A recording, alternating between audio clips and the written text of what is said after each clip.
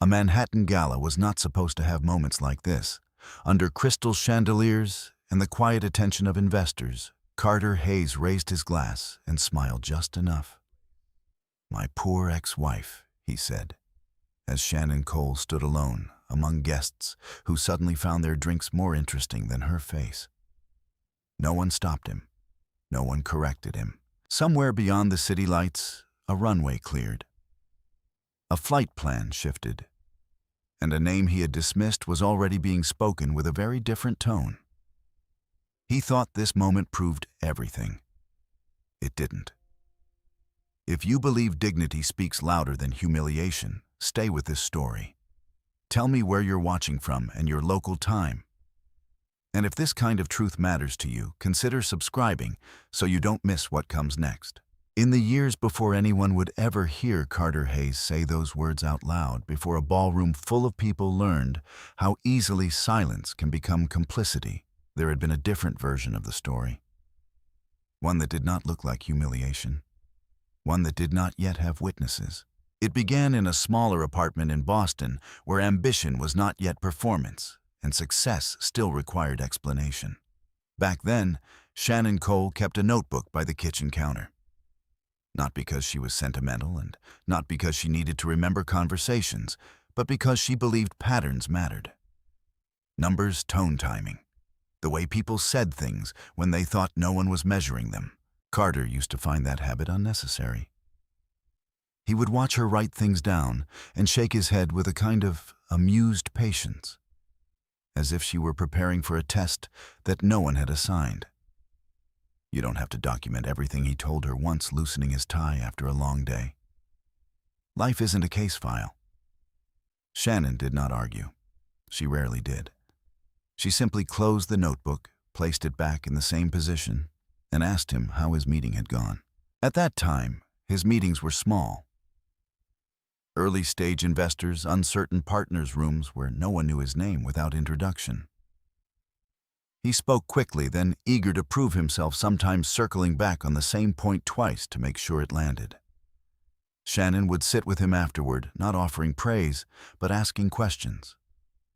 Not what he said, but how they responded. Not what he planned next, but what they might do before he got there. It was not the kind of support that made itself visible in photographs or introductions. It did not exist in speeches or acknowledgments. It existed in the quiet adjustments that came later. The follow-up emails that landed at the right moment. The numbers that were rechecked before they were presented again. The tone that shifted just slightly enough to be heard differently. For a while, Carter listened. He began to win more often than he lost. Meetings that used to end in hesitation began to close with signatures. His name started to circulate not loudly, but with increasing consistency. People remembered him. They returned his calls faster. They invited him into rooms that had once been closed, and with each step forward, something else moved with it. Not abruptly, not in a way that could be pointed to in a single moment. It was more gradual than that. A recalibration of what he believed success looked like and who he believed was necessary to achieve it. At first, it showed up in language. "You wouldn't understand how this works," he said one evening. Not unkindly, just quickly, when Shannon asked about a new investor he had mentioned over dinner. She didn't respond immediately. She let the sentence sit where it had been placed, then asked a different question. One that did not challenge him directly, but circled the assumption he had made. "What does he gain if it goes through the way you described?" Carter answered, but less carefully this time. He had already decided the conversation was unnecessary. Later that night, when he had gone to bed, Shannon returned to the kitchen. She opened her notebook and wrote down the name he had mentioned. Underneath it, she added a few numbers, then a question mark. Not because she didn't understand, but because she had learned that understanding often arrived after people stopped explaining themselves. The next changes were less verbal. Accounts that had once been shared became separated under the explanation of efficiency. Documents that used to be reviewed together were now handled independently. Carter stopped bringing certain conversations home not because they were confidential in any formal sense, but because he no longer saw a reason to include her. From the outside, nothing appeared broken. They still attended events together, still arrived as a pair, still left with the same composed expressions that made it easy for others to assume stability. But the rhythm had changed. The pauses between conversations grew longer. The questions Shannon asked were answered more briefly, or not at all. What she did not do was confront him in the way people might have expected. She did not demand access. She did not accuse. She did not raise her voice in rooms where others could hear. Instead, she adjusted. She began to pay closer attention to the edges of things, the way statements were framed in passing, the small inconsistencies between what Carter said publicly and what he mentioned almost carelessly at home. She reviewed the documents she still had access to, not looking for proof of betrayal, but for confirmation of patterns. And when something did not align, she wrote it down, not as evidence for an argument, but as part of a structure she was building quietly, piece by piece. Carter noticed the silence, but he misread it. To him, it looked like disengagement, like someone falling behind a pace they could no longer maintain. He began to speak about her differently, though not always in front of her. She prefers to stay out of it, he told a colleague during a dinner Shannon did not attend. It's not really her world. The statement was accepted without question. It fit the narrative he was constructing. One where his rise was singular, self-driven, unencumbered by the need to explain or include. What he did not understand was that absence, when chosen deliberately, is not the same as inability. By the time his name began to appear in publications accompanied by photographs that framed him in polished confidence, Shannon had already seen enough to recognize the direction he was moving in, not just professionally, but personally. Respect once assumed had become conditional. Contribution once acknowledged had become invisible. And the space between what was true and what was being presented had widened beyond what conversation could repair. The decision to leave did not come from a single moment. It did not arrive with anger or revelation. It came the way most structural decisions do, through accumulation. A series of small confirmations that, when placed together, formed a conclusion that no longer required debate. When the word divorce was finally spoken, it did not carry surprise. Carter presented it as resolution, as clarity, as the logical next step in a life that had outgrown its earlier form. Shannon listened. She read every document placed in front of her. Not quickly, not emotionally, but carefully. Line by line, clause by clause. The same way she had always approached things that mattered. And within those pages, she saw what Carter believed she would not. Numbers that did not match prior statements. Transfers that had been structured to appear ordinary. Ownership details that had been adjusted in ways that relied on assumption rather than scrutiny. She did not look up when she noticed them. She did not ask him to explain. Instead, she requested copies, calmly, formally, without emphasis. Carter agreed without hesitation. To him, it was another confirmation of what he already believed.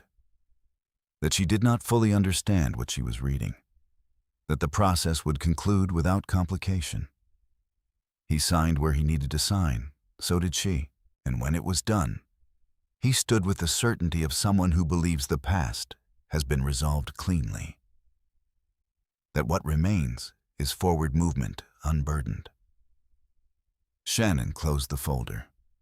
She gathered her copies. And without altering her expression, without correcting a single assumption he had made, she stepped out of the life he thought he had finished defining.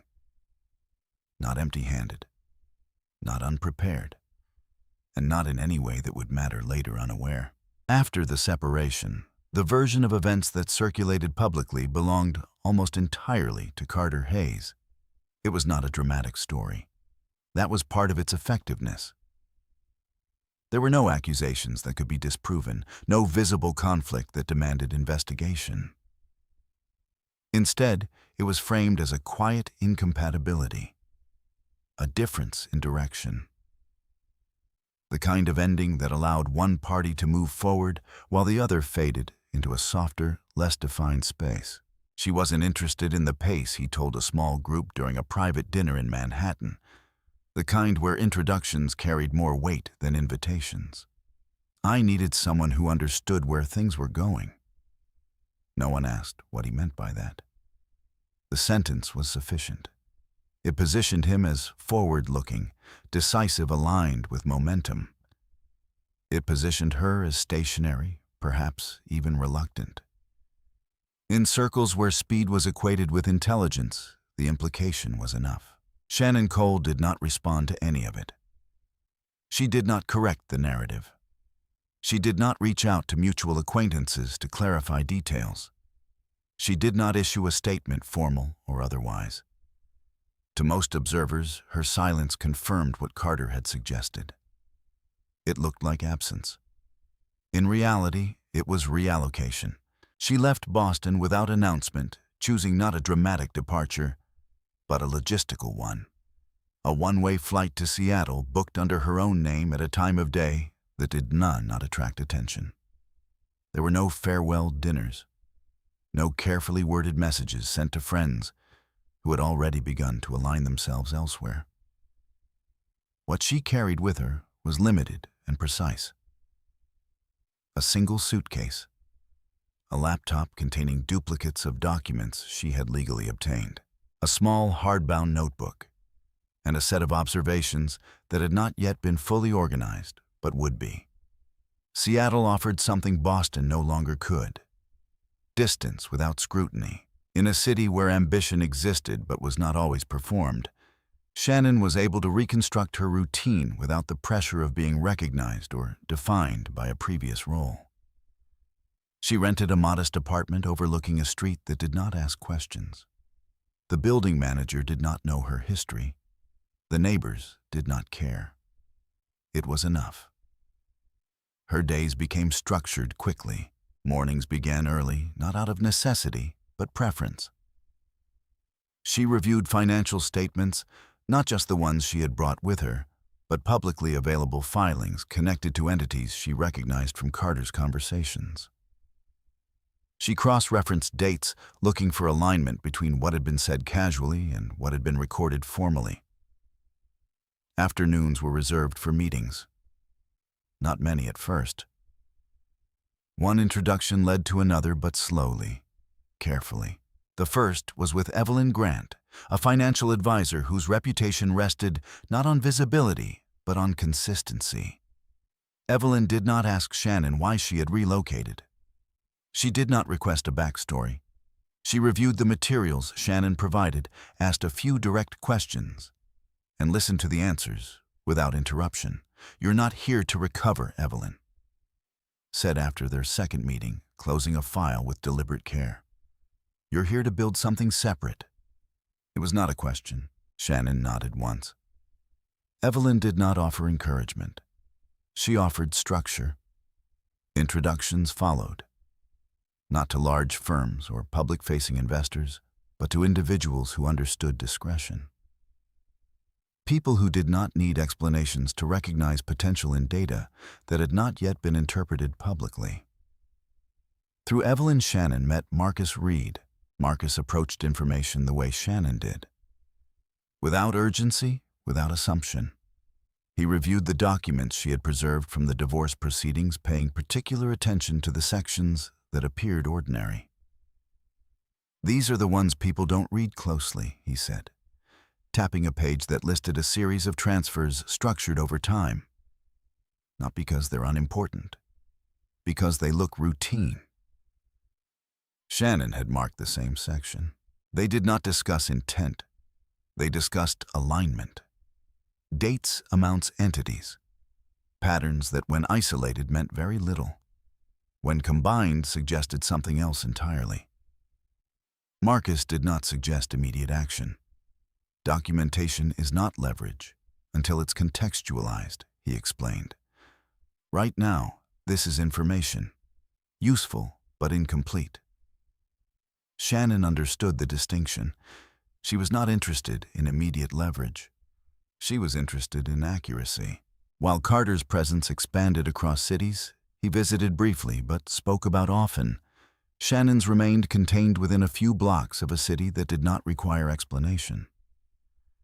The contrast was not visible to those who only measured success by exposure. Carter's name began appearing in articles that framed him as discipline-focused, singular in his vision.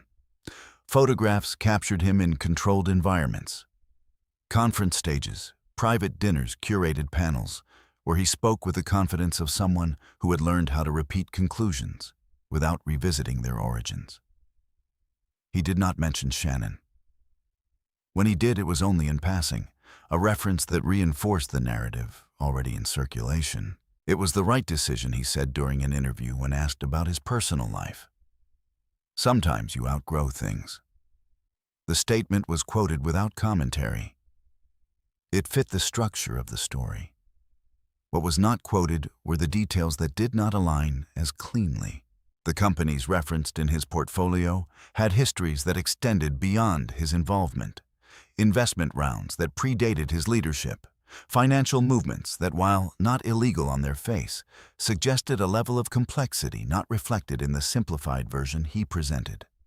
Shannon continued to map those movements, not obsessively, systematically. She expanded her review beyond the documents she had originally collected. Public records, corporate filings, archived press releases. Each piece was placed within a framework that prioritized sequence over speculation. What came into focus was not a single act, but a structure, a way of presenting outcomes that did not fully reflect the processes behind them. Marcus noticed the pattern at the same time she did. "This isn't about one transaction," he said during a meeting that extended longer than planned. "It's about continuity, how one thing leads to another and how that chain is being described externally." Shannon did not respond immediately. She turned a page in her notebook, aligning a set of dates with a corresponding series of transfers. "It's consistent," she said finally. "That's what matters." Consistency made it traceable, traceability made it relevant. Relevance, when placed within the right context, made it actionable. But none of those steps required urgency. That was the difference between reaction and preparation. Carter continued forward, unaware that the narrative he had constructed relied on the assumption that no one was assembling the full picture, that the version he repeated often enough would become the only one that existed. He had always believed that visibility equaled control, that if something was not being challenged publicly, it was not being challenged at all. Shannon did not challenge him publicly. She did not need to. By the time invitations began circulating for the event that would later be described as a turning point, Shannon had already completed the part of the process that did not require an audience. The part where information becomes understanding. And understanding, when held long enough without interruption, becomes something far more difficult to dismiss. When the invitation arrived, it did not disrupt her schedule. It fit into it. A single envelope delivered without emphasis, bearing a return address she recognized immediately. Inside, the language was precise, polished, neutral, an invitation to attend. Nothing more, nothing less. She read it once, then again, not for meaning but for tone. And in that tone, she found confirmation of what she had already understood. This was not an invitation extended in respect. It was one extended in certainty, the kind that assumes the past has been settled and the future belongs to the one who speaks the loudest. Shannon placed the invitation beside her notebook. She did not respond that day, or the next. There was no need to. Some answers are not given in words. They are given in presence, and when she chose to respond, it would not be to correct the version of the story Carter had told. It would be to stand within it long enough for the structure behind it to become visible to everyone who had accepted it without question. The legal process did not begin with confrontation. It began with scheduling. By the time the word divorce had moved from implication to documentation, Carter Hayes had already chosen his approach. Efficient, controlled, framed as mutual even when the structure suggested otherwise. The meeting was set in a conference room that prioritized neutrality. Glass walls filtered light, a long table that made distance feel deliberate rather than accidental. Shannon Cole arrived on time. She carried nothing except a folder and a pen.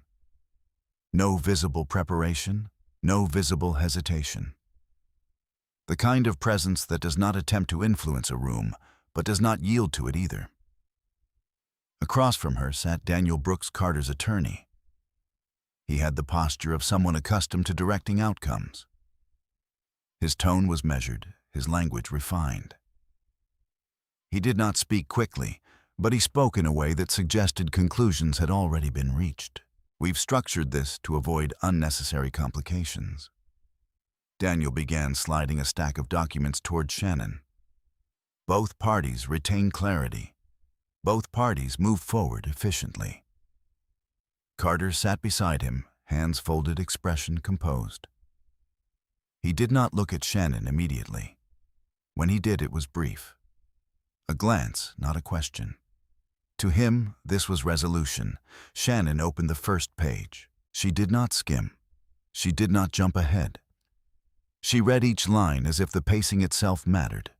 Clause by clause, paragraph by paragraph. Occasionally, she paused not long enough to signal confusion, but long enough to mark something internally. Daniel watched her with quiet patience. He was used to reactions. Resistance, emotion, requests for clarification.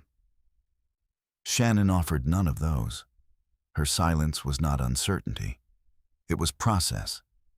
The documents were structured cleanly. Division of assets presented in a way that appeared balanced at a glance. Properties assigned with justifications that referenced timelines rather than contributions. Investment accounts categorized by current value, not origin. It was the kind of organization that relied on the reader accepting the framework without examining its construction. Carter leaned back slightly as she read. "This reflects where things stand now," he said, as if offering reassurance. "It's straightforward." Shannon did not respond. She turned the page. What she noticed first were the absences. Not missing items in the sense of omission, but missing context. Transfers that appeared isolated from their sequence. Entities referenced without historical connection. Numbers presented as final, without indication of how they had arrived there. She moved to the next section. Ownership structures. This was where the language became more precise and therefore more revealing. Layers of control that were technically valid but depended on timing. Adjustments made in proximity to key events. Shifts that would appear routine to someone not tracking them across a longer span. Her pen hovered over a line, then lowered. A small mark in the margin. Not a question, not a correction. A reference point. Daniel noticed, but did not interrupt. Carter remained still. To him, this was confirmation. The absence of objection meant acceptance. The absence of confrontation meant agreement. What he did not recognize was that Shannon had already separated the process into two distinct phases. What was being said in the room, and what would be understood after it. "Do you have any questions?" Daniel asked after a measured silence. Shannon looked up. Copies of everything she said. Her voice was even, not assertive, not hesitant, just clear. Daniel nodded. Of course. No follow-up, no attempt to narrow the request. He interpreted it as procedural. Carter did not react. It aligned with his expectation that she would move through the process without disruption. They proceeded to the next document, financial disclosures. Here, the presentation was more complex. Tables of figures summarized valuations, references to accounts that had evolved over time. It required familiarity to read accurately, but it did not require expertise to accept. Shannon read. She aligned numbers in her mind with conversations she had heard months earlier. Statements made casually without the intention of being remembered. She placed those statements beside the figures now presented formally. They did not match, not directly, but not in a way that could be dismissed as simple change over time either. Her pen moved again.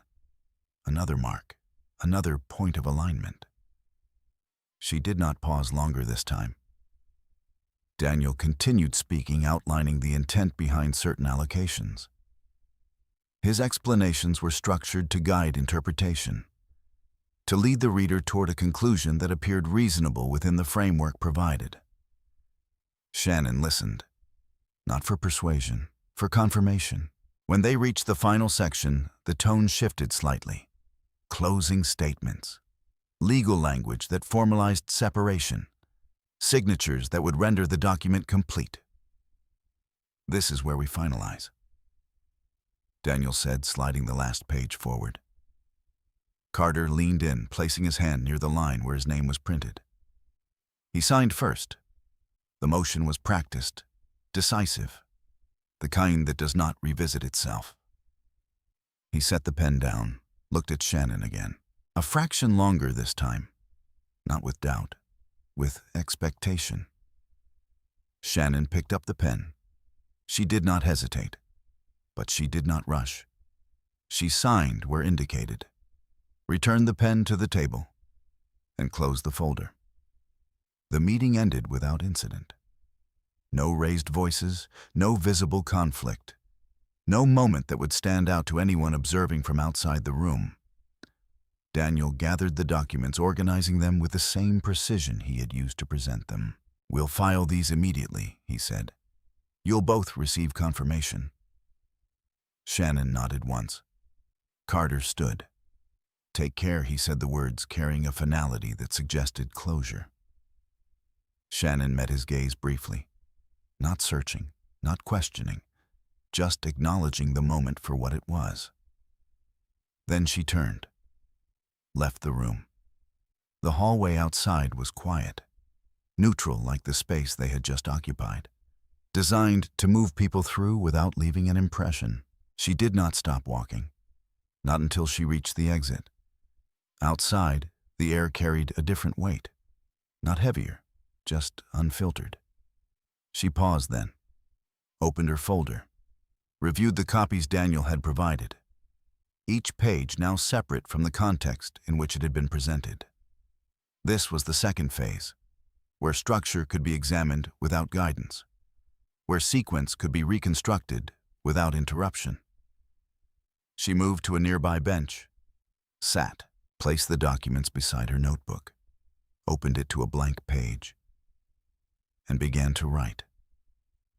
Not conclusions, not accusations, just connections. Dates aligned with transfers, names aligned with entities, statements aligned with figures. It was not dramatic. It did not need to be. What she was building was not a response. It was a record, one that did not depend on interpretation, one that would remain consistent regardless of who read it. Across the city, Carter moved on. Meetings resumed. Calls returned. The pace he had described continued without pause. To him, the process was complete. The past had been organized, filed, and set aside. He did not revisit the documents. He did not reconsider the details. There was no reason to. He had achieved what he intended. Clarity, separation, forward movement. What he did not account for was the difference between resolution and understanding. The documents he had signed represented the former. The work Shannon had begun outside that building would define the latter. And unlike the process he had controlled, this one would not depend on timing, or presentation, or assumption. It would depend on consistency. And once established consistency does not require repetition to remain true. Shannon closed her notebook, placed it back in her bag, and stood. There was no visible change in her expression, no indication that anything had shifted. But the structure was there now, not complete, but clear enough to continue. She walked away from the building without looking back. Not because there was nothing left behind, but because what mattered next would not be found in returning. It would be built, carefully, deliberately, and entirely outside the version of the story Carter believed he had already finished. In the months following the final signatures, the story of Carter Hayes continued to expand in all the ways that were easy to see. He appeared in places where visibility reinforced authority, panels where questions were curated, interviews where answers were expected to sound complete. His language became more refined, more controlled. He no longer circled back on his points. He delivered them once with certainty and allowed the room to adjust around him. There was no mention of Shannon Cole, unless it served a function. Some partnerships have a timeline, he said during a conversation that would later be quoted in a trade publication.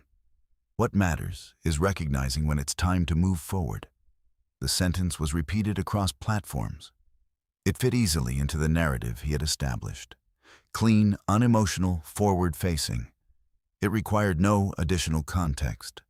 What it did not require was accuracy. Shannon did not read the article when it was first published. She encountered it days later, referenced casually during a meeting that had nothing to do with Carter directly. The name appeared in passing as part of a broader discussion about leadership and positioning. It did not disrupt the conversation. It did not alter the tone. It was simply there. She acknowledged it with a brief nod and continued with the topic at hand. By then, her routine had already solidified into something that did not depend on external narratives to maintain direction. Seattle remained constant, not as a refuge, but as a framework. The apartment she had chosen remained unchanged, functional, quiet, a place where time could be structured without interruption. The view from the window did not shift with her progress, and that consistency allowed her to measure change elsewhere. Her mornings were no longer limited to review. They included construction, financial models built from the patterns she had identified. Not speculative, but grounded in the data she had assembled over time. She worked through scenarios, adjusting variables, testing outcomes against known sequences. It was not an attempt to predict Carter's future movements.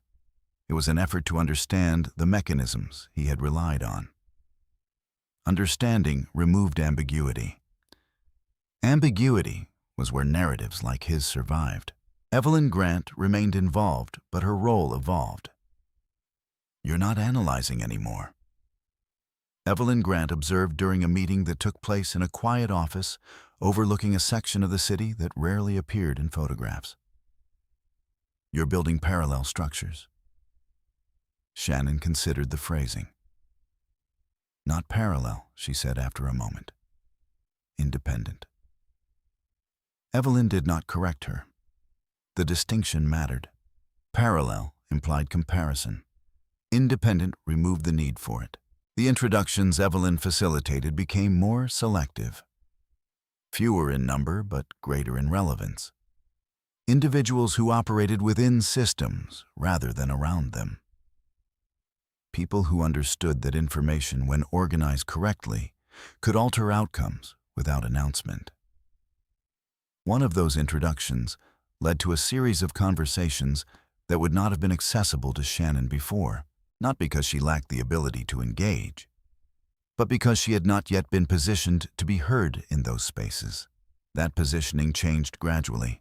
A meeting with a small investment group led to a review of a mid-sized portfolio. Not high profile, not widely discussed, but structured in a way that revealed inefficiencies Shannon recognized immediately. She did not present solutions as conclusions. She presented them as sequences. "If this adjustment is made here," she said, indicating a point on a chart, "the dependency here changes. That alters the risk profile across the entire structure." The room did not respond immediately. Not out of doubt, out of recalibration. They had not expected the observation. They had expected participation. The difference was noted. From that point, the conversations shifted. Not dramatically, but enough. Marcus Reed continued his work in parallel. The documents Shannon had provided required contextualization beyond simple review. He traced entities through filings that extended across states, cross-referenced ownership records, identified points where structures overlapped in ways that were technically permissible but strategically revealing. This was designed to be overlooked, Marcus Reed said during one of their longer sessions. Not hidden, just not examined closely. Shannon understood. There was a difference. Hidden implied intent to conceal. Overlooked relied on expectation. Carter had built his framework on the assumption that no one would extend their attention beyond what was presented clearly. That complexity, when layered correctly, would discourage deeper review. It was an efficient assumption, and for a time it had been accurate. Shannon did not approach the material with urgency. She approached it with continuity. Each piece of information was placed within a sequence that extended beyond individual transactions. She did not isolate events. She connected them. The result was not a list of discrepancies, but a structure that revealed itself when viewed in its entirety. While her work remained, Carter's continued to expand outward. He accepted invitations that increased his visibility, traveled between cities with a schedule that reinforced the impression of demand. The people around him adapted to his pace, not because they had to, but because aligning with it offered proximity to something that appeared stable. His relationship with Olivia Grant became more public. Photographs positioned them together in settings that suggested continuity rather than transition. Events where introductions were framed in the future tense. Conversations that referenced plans without acknowledging the structures that supported them. Olivia moved within those spaces with ease. She understood presentation, understood timing, understood how to maintain composure in rooms where perception often mattered more than detail. What she did not fully understand was the foundation she had stepped into. Not because it was concealed from her, but because it had never been explained completely. Shannon became aware of Olivia's presence, not through direct observation, but through alignment. Names appearing in the same contexts, events scheduled in proximity, references that connected without requiring confirmation. She noted them, added them to her framework, not as points of interest, as variables. By the time the invitation for the gala was formally accepted, Shannon's position had shifted in ways that were not visible to those still operating within Carter's narrative. She was no longer reconstructing the past. She was operating within the present. The investment group she had advised requested her continued involvement, not as an external perspective, but as a participant in decisions that required precision. Her input was no longer framed as insight. It was treated as structure. Evelyn formalized their arrangement. Marcus prepared documentation that reflected her role accurately. None of it was announced publicly. None of it required acknowledgement beyond the circles in which it functioned. That was enough. Carter, meanwhile, prepared for the event that would consolidate his current position. The gala was designed to do more than celebrate. It was meant to confirm, to bring together the individuals whose recognition mattered, to create a setting where alignment could be observed directly, where his narrative, already established, could be reinforced through presence. Invitations were extended carefully, names selected based on influence, visibility, and utility. Shannon's name remained on the list, not as an oversight, as an intention. He expected her to decline. The assumption was reasonable.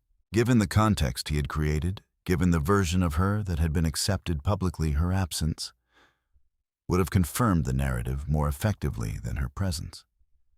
When her acceptance was received, it did not alter his plan. It reinforced it. She'll come, he said to Olivia, reviewing the final arrangements without concern.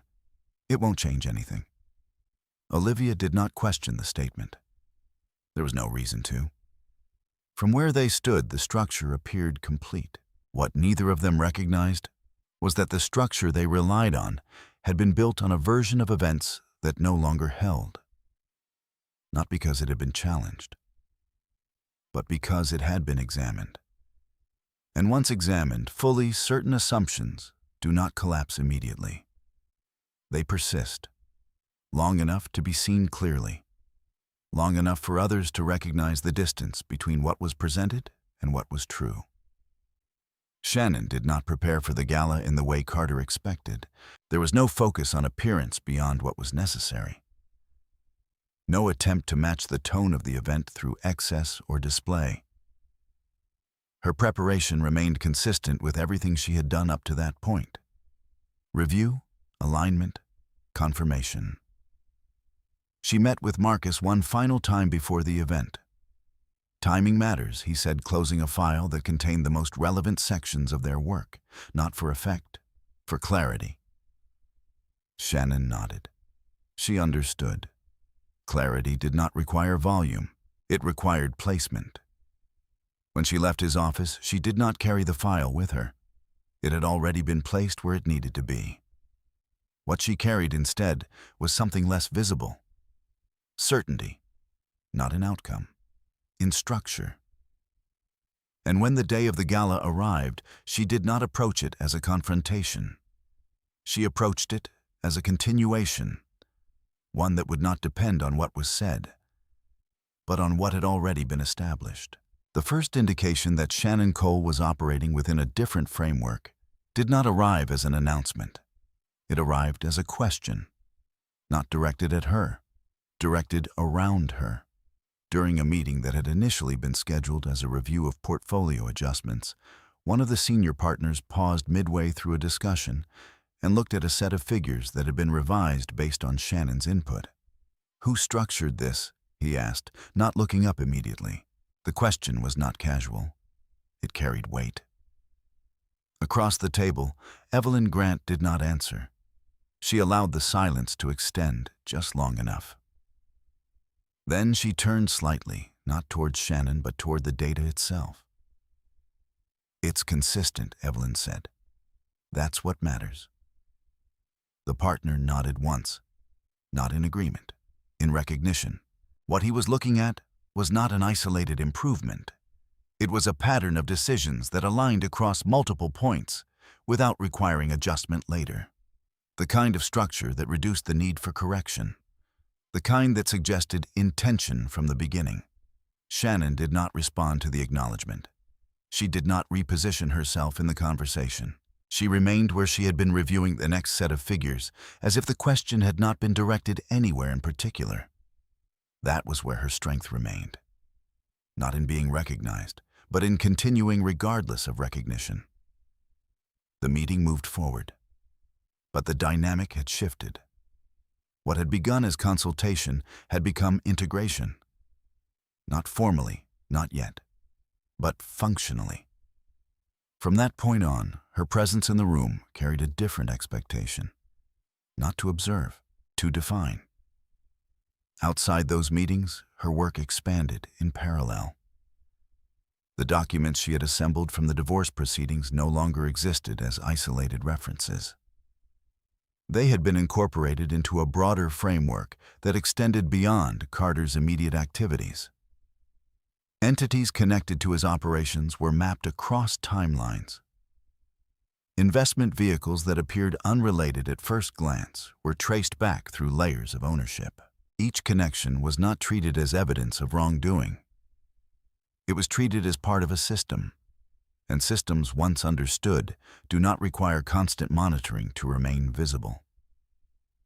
Marcus Reed approached the same material from a different angle. Where Shannon focused on structure, Marcus focused on implication. "What matters isn't what can be proven in isolation," he said during one of their final pre-event sessions. "It's what becomes unavoidable when everything is placed together." He spread several documents across the table. Not all of them were directly connected. At least, not obviously. But when aligned by date, by entity, by movement of capital, they formed a sequence that did not rely on interpretation to be understood. This, Marcus said, indicating a section that linked two previously separate filings, is where the narrative breaks. Shannon studied the alignment, not for the first time, but with a different perspective. Not breaks, she said quietly. Shifts. Marcus did not correct her. A break suggests collapse. A shift suggests exposure. And exposure, when it occurs in the right environment, does not need to be forced. It happens. Carter, meanwhile, remained focused on the external structure of his success.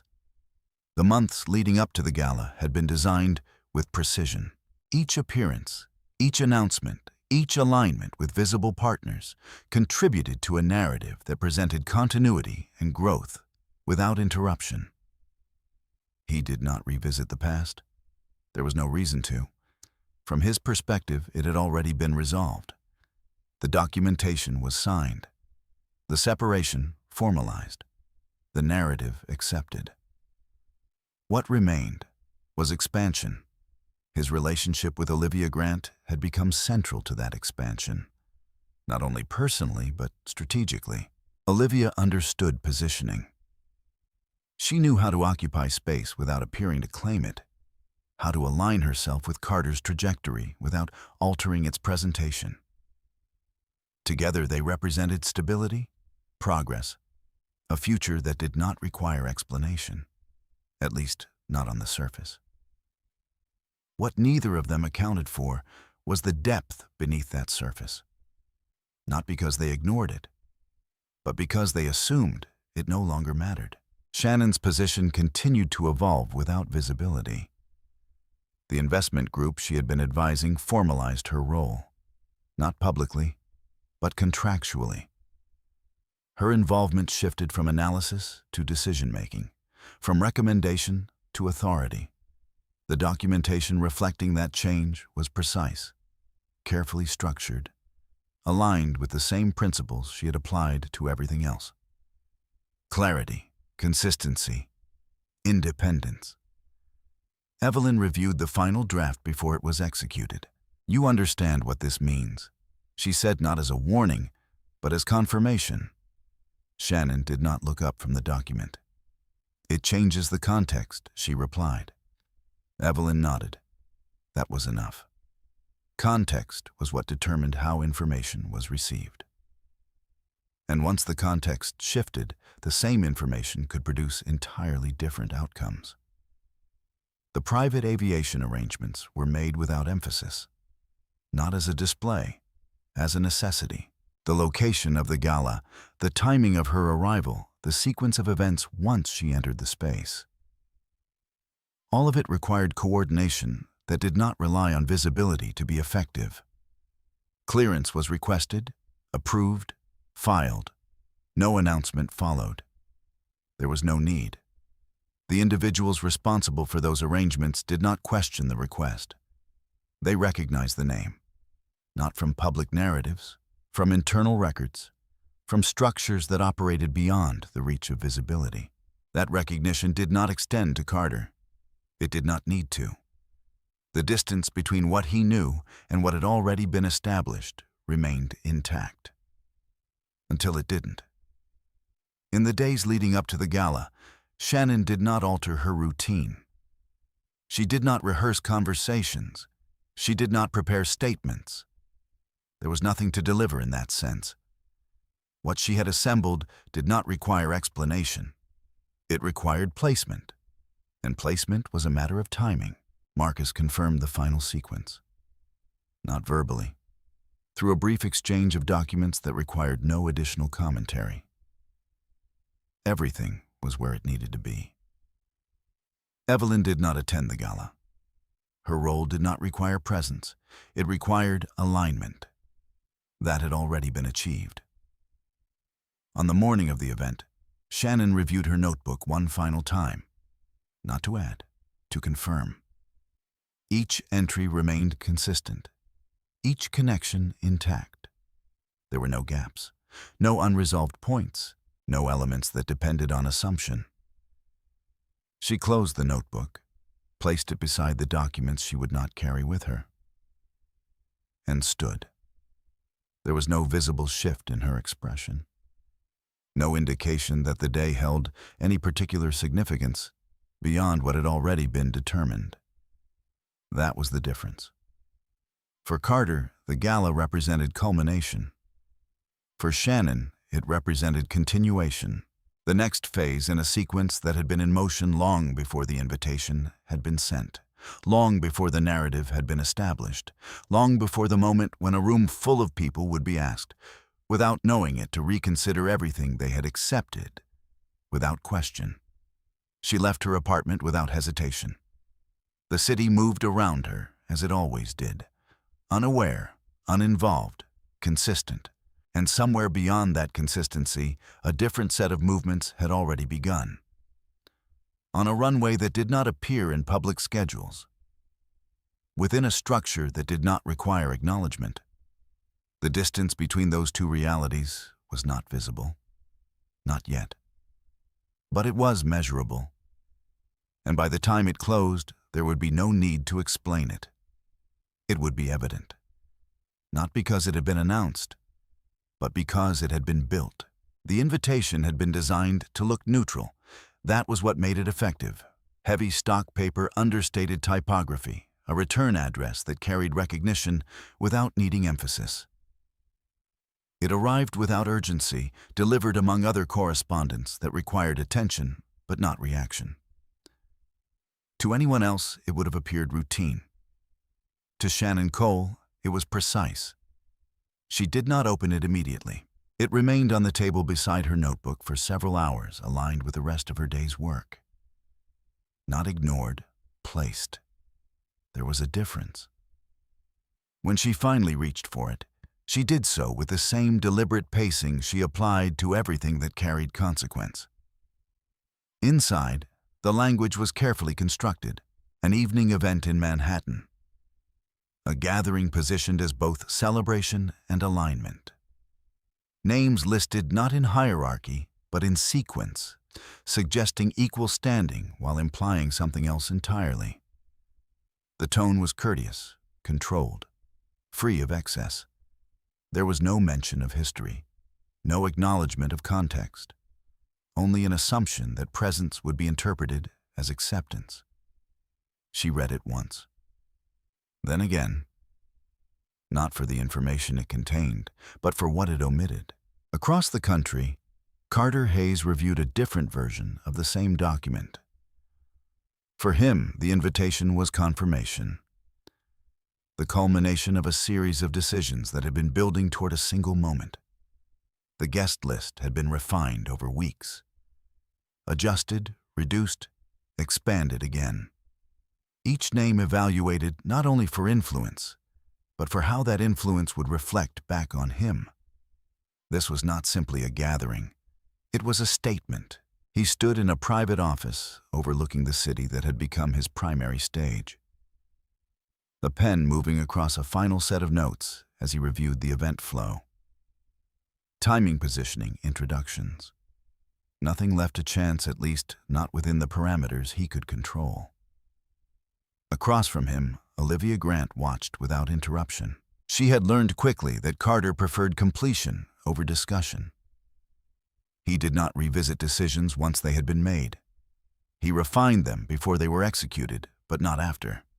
It gave the impression of certainty, and in most rooms, that impression was enough. Everyone important will be there, Carter said, not looking up as he finished reviewing the list. Olivia nodded. That's the point, she replied. He set the pen down. There was a brief pause before he spoke again, this time with a different tone. Not uncertainty, consideration. She accepted. Olivia did not need clarification. Shannon, she said. Carter leaned back slightly, the movement controlled, almost measured. Yes. There was no hesitation in his voice. No concern. If she comes, he continued, it reinforces everything. Olivia studied him for a moment. How she asked, not as a challenge, but as a request for structure. Carter's answer came quickly. It places her where she belongs in the narrative, he said. In the past. In contrast, Olivia did not respond immediately. She understood positioning, understood how narratives could be shaped through context rather than confrontation. But there was something in the certainty of his tone that did not fully align with the rest of the structure he had built. And if it doesn't, she asked. Carter's expression did not change. It will. The conversation ended there. Not because there was nothing more to say, but because Carter had already moved on. In Seattle, Shannon placed the invitation back on the table. She did not respond that day, or the next. Instead, she continued with her routine. Meetings remained scheduled, documents reviewed, adjustments made. The invitation did not interrupt the sequence, it became part of it. When she met with Marcus Reed later that week, she did not mention the event immediately. They began as they always did with the material. Marcus had arranged the documents in a different order than before. Not chronological, not by entity, by relevance. This is where the overlap becomes visible, he said, indicating a section that connected two previously independent structures. Shannon reviewed the alignment, noting how the sequence revealed itself without requiring explanation. Marcus waited, not for confirmation, for observation. They assumed no one would place these together, Shannon said finally. Marcus nodded. That assumption holds, he replied, until it doesn't. She closed the file. The event, she said, shifting the focus without changing her tone. Marcus did not ask which event. The timing works, he said. Not a question, a statement. Shannon met his gaze briefly. Yes. There was no discussion of strategy beyond that. No rehearsal. No contingency planning framed in dramatic terms. Everything that needed to be prepared had already been prepared. What remained was placement. After the meeting, Shannon stepped outside into the steady rhythm of the city. Seattle did not change its pace for individual decisions. It moved consistently without acknowledgement of what was being built within it. That consistency had become part of her process. It allowed her to measure shifts internally without relying on external markers. She returned home, sat at the same table, opened her notebook. The invitation remained where she had left it. She picked it up again. This time, she turned it over, examined the return address, the formatting, the small details that most would overlook, not because they were hidden, because they were expected. She placed it back down, reached for her phone, and responded. The message was brief, confirmation of attendance, nothing more. No added language, no indication of intention. Across the country, the response was received within minutes. Carter glanced at the notification as it appeared on his screen. A single line, no elaboration. He read it once, then again, a slight shift in his posture, almost imperceptible. Not concern, recognition. She'll be there, he said more to himself than to anyone else. Olivia looked up, and she asked. Carter set the phone down. It's exactly what I expected. His tone remained steady, controlled, but there was something beneath it now. Not doubt, anticipation. The kind that comes from believing a moment will confirm everything that has been built leading up to it. In the days that followed, preparations accelerated. Vendors confirmed final arrangements. Security reviewed access points. Transportation schedules were aligned to ensure timing remained precise. Every element of the evening was designed to move seamlessly from one phase to the next. Carter reviewed each detail, adjusted where necessary, approved the rest. He did not revisit the invitation. There was no need. From his perspective, it had already served its purpose.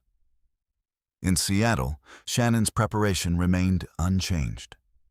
She did not alter her schedule, did not introduce new elements into a structure that had already been established. The difference lay not in what she did, but in what had already been set in motion. Clearance requests had been filed, approved through channels that did not require public acknowledgement. Transportation arranged without announcement. Timing aligned with the event's progression. Each step executed within systems that operated independently of the narrative Carter had constructed. On the evening before her departure, Shannon closed her notebook and placed it beside the documents she would not carry. She stood for a moment in the quiet of her apartment. No visible shift, no reflection that required expression, only a continuation. The sequence had been established. The context had been set. What remained was presence. And presence, when placed within the right structure, does not need to speak to be understood. She turned off the light, and the room returned to stillness. The morning of departure did not feel different. That was what made it precise. Shannon Cole woke at the same time she always did. No adjustment, no urgency layered onto the routine. The apartment remained unchanged. The same quiet alignment of objects, the same measured pacing that had defined every day since she had rebuilt her structure in Seattle. She did not pack extensively. There was no need. Everything required had already been placed where it needed to be days earlier. What remained was selection. A process that did not involve deliberation, only confirmation. Her clothing was chosen for function, not attention. Neutral tones, clean lines, no elements that would invite interpretation beyond what was necessary. The absence of excess was not restraint. It was clarity. She moved through the apartment once more before leaving, not to check, to conclude. The notebook remained on the table. Closed. Not because it was no longer relevant, but because everything it contained had already been integrated into the structure she would carry forward without it. Her phone rested beside it. No new messages that required response. No interruptions. She picked up her keys, left. The city outside continued without acknowledgement. Seattle did not register individual departures. It maintained its rhythm. Traffic patterns remained consistent. Pedestrians moved with the same quiet urgency that defined the morning. Nothing in the environment shifted to mark what this day represented within her sequence. That consistency remained useful. It allowed her to move without disruption. The vehicle that arrived was not distinctive. A standard black sedan. Driver prepared, route confirmed. There were no introductions beyond what was required. She entered without hesitation. The drive to the private terminal did not require conversation. The driver maintained silence. Shannon did not fill it. The route moved through familiar streets before transitioning toward an area less visible to the public. Fewer markers, less traffic, infrastructure that operated without drawing attention. The terminal itself reflected the same principle. Functional, controlled, access limited to those who had already been cleared. There was no crowd, no waiting area filled with movement, only a sequence of steps that had been arranged in advance. Her name was recognized immediately, not with surprise, with confirmation. Miss Cole, a staff member, said, stepping forward with a tablet already in hand. "We're ready for departure." Shannon nodded. No additional identification was requested. No verification required beyond what had already been completed. She was escorted through a corridor that led directly to the aircraft. The distance was short, deliberate. The aircraft itself did not need to announce its value. Its presence was sufficient. Clean exterior lines, maintained without excess display, positioned slightly apart from others, not for isolation, but for efficiency. The door was already open. Steps aligned. No delay between arrival and transition. She ascended without pause. Inside, the environment remained consistent with everything that had preceded it. Controlled, uncluttered, designed for function. She took her seat, not near the window, not positioned for observation, simply where it aligned with the structure of the space. The crew acknowledged her presence with minimal interaction. Safety procedures were confirmed, timing reviewed, everything executed without deviation. As the aircraft prepared for departure, Shannon did not look outside. There was nothing there that required her attention. The runway clearance had already been secured. The sequence had already begun. The movement forward was not an event. It was continuation. Across the country, Carter Hayes stood within a different kind of preparation. The venue in Manhattan had been transformed overnight, lighting adjusted to create depth without distraction. Tables positioned to allow both movement and observation. The stage centered not as a focal point, but as a reference. Every detail aligned with the narrative he intended to reinforce. Arrival times were staggered. Guests filtered in according to a schedule that balanced visibility and flow. Conversations began before the event formally started. Introductions layered, connections reinforced. Carter moved through the space with precision. Each interaction measured, each acknowledgement placed. He did not rush. He did not linger. He maintained control by maintaining distance. Olivia Grant remained positioned near the center of the room. Accessible, composed. Her presence complemented his without overlapping. They did not need to coordinate visibly. The structure had already been agreed upon. "What time is she arriving?" Olivia asked, at one point her tone neutral. Carter glanced briefly at his watch. "She'll be here," he said. Not an answer, a conclusion. Olivia studied him for a moment, not questioning, observing. There was something in his certainty that did not fully account for the variables she could not yet define. But she did not press further. The event moved forward. Guests continued to arrive. The room filled with a level of attention that did not require announcement. Everything was aligning. From Carter's perspective, the sequence was holding. Across the sky, the aircraft maintained its course. No turbulence, no deviation. The route had been calculated to minimize variables. Time of arrival synchronized with the progression of the event. Not early enough to precede its momentum. Not late enough to miss its peak. Placement. That was all that mattered. Inside the cabin, Shannon reviewed nothing. There were no documents in her hands, no notes to revisit. Everything that required review had already been completed. What remained was alignment with timing. She closed her eyes briefly. Not to rest, to remove distraction. When she opened them again, the environment remained unchanged, consistent, stable. The aircraft began its descent. There was no announcement beyond what was necessary. No shift in tone, only the adjustment of altitude. Below, the city came into view. New York, structured differently, faster, denser, but still operating within systems that could be understood. The aircraft touched down without delay. Taxiing directed through a route that bypassed standard traffic, positioning aligned with the terminal that had already been cleared. The door opened. Steps placed. The transition from air to ground executed with the same precision as departure. A vehicle waited at the base, engine running, driver prepared. No introductions, no delays. Shannon descended. The air carried a different weight than Seattle. More movement, more layers, but none of it altered her pacing. She entered the vehicle. The door closed. The route to the venue had already been determined. Traffic patterns accounted for. Timing aligned with the current progression of the event.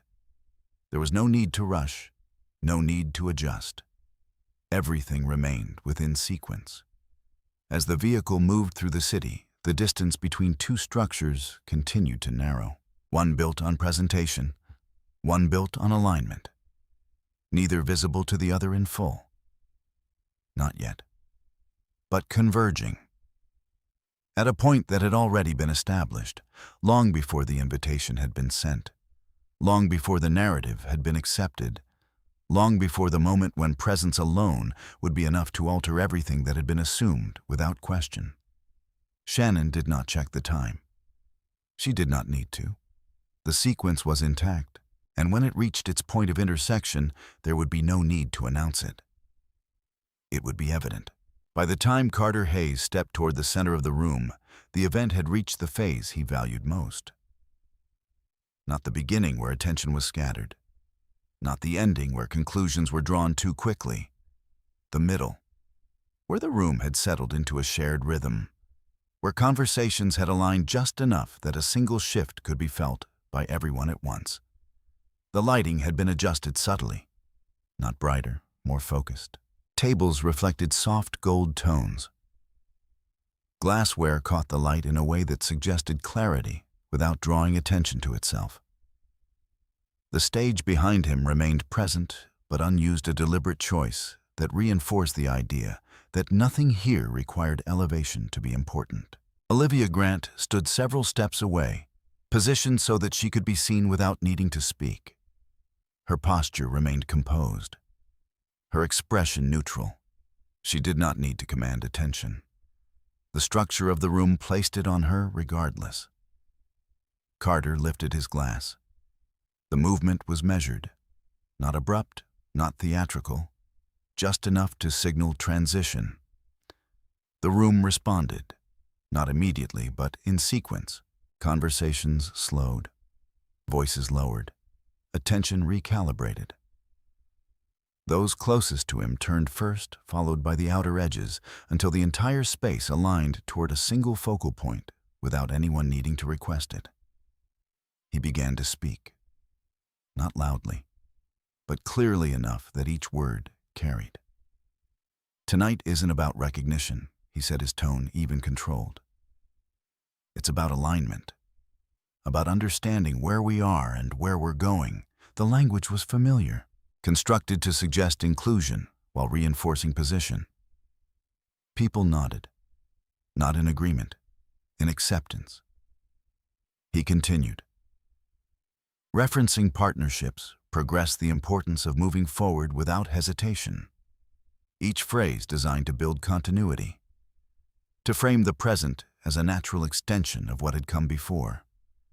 There was no mention of the past, not directly. It did not need to be mentioned. It existed as contrast, and contrast, when implied correctly, becomes more effective than direct reference. At the far edge of the room near the entrance that most guests had already forgotten, a subtle shift occurred. Not in sound, in attention. A member of the event staff moved with slightly more urgency than the rhythm of the room allowed. A brief exchange at the reception point. A glance toward the entrance that lasted just long enough to be noticed by those trained to observe movement rather than words. Carter did not see it. He was facing forward. The room, as far as he understood, remained aligned. Outside, the vehicle came to a controlled stop. Shannon Cole did not move immediately. The door remained closed for a moment longer than necessary.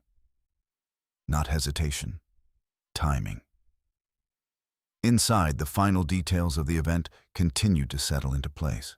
Inside, Carter reached the point in his remarks where acknowledgement would naturally extend outward, where the structure of the evening would allow for inclusion without disruption. Inside, Olivia shifted her position slightly, adjusting her angle to maintain visibility as the room's attention deepened. Then the door opened. The transition from outside to inside was not marked by announcement. It was marked by contrast.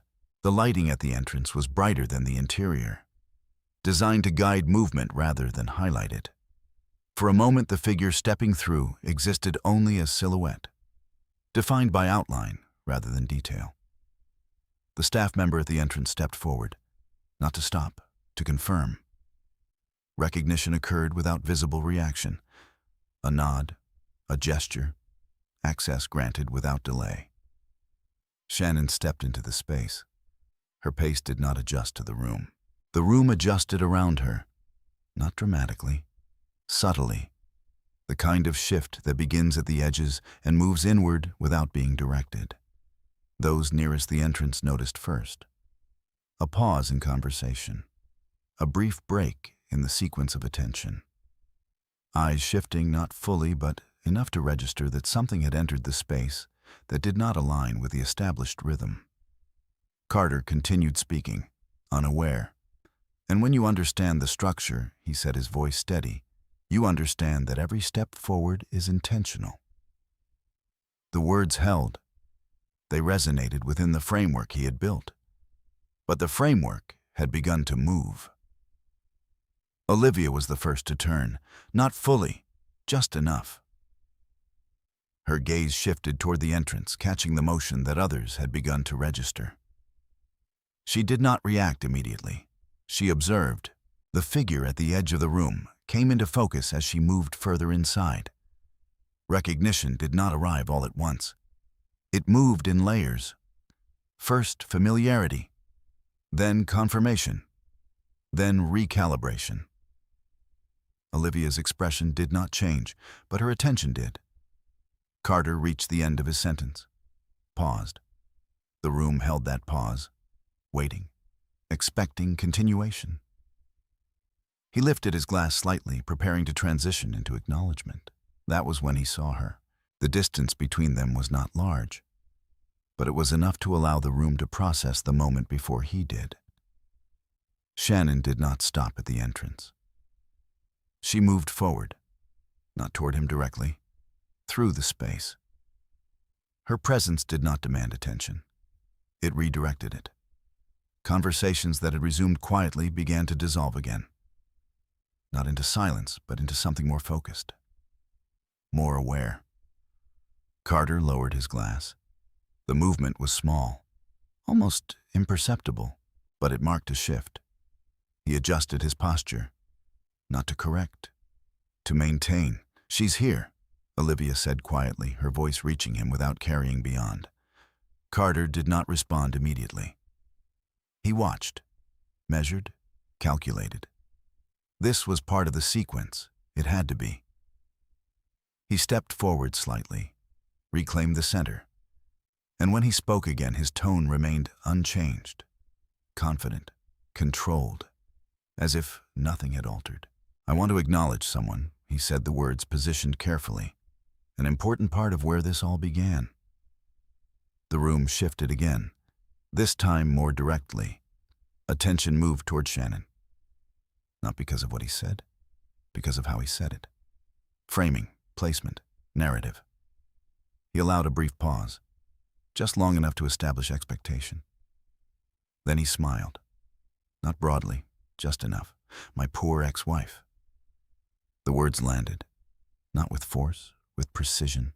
They were designed to define, to place her within the structure he had built, to fix her position in relation to his. For a moment, the room responded exactly as he intended. A few quiet reactions, a shift in posture among those who recognized the social cue, a subtle alignment with the tone he had set. But the moment did not hold. Not fully. Because Shannon did not respond. She did not stop walking. She did not look at him immediately.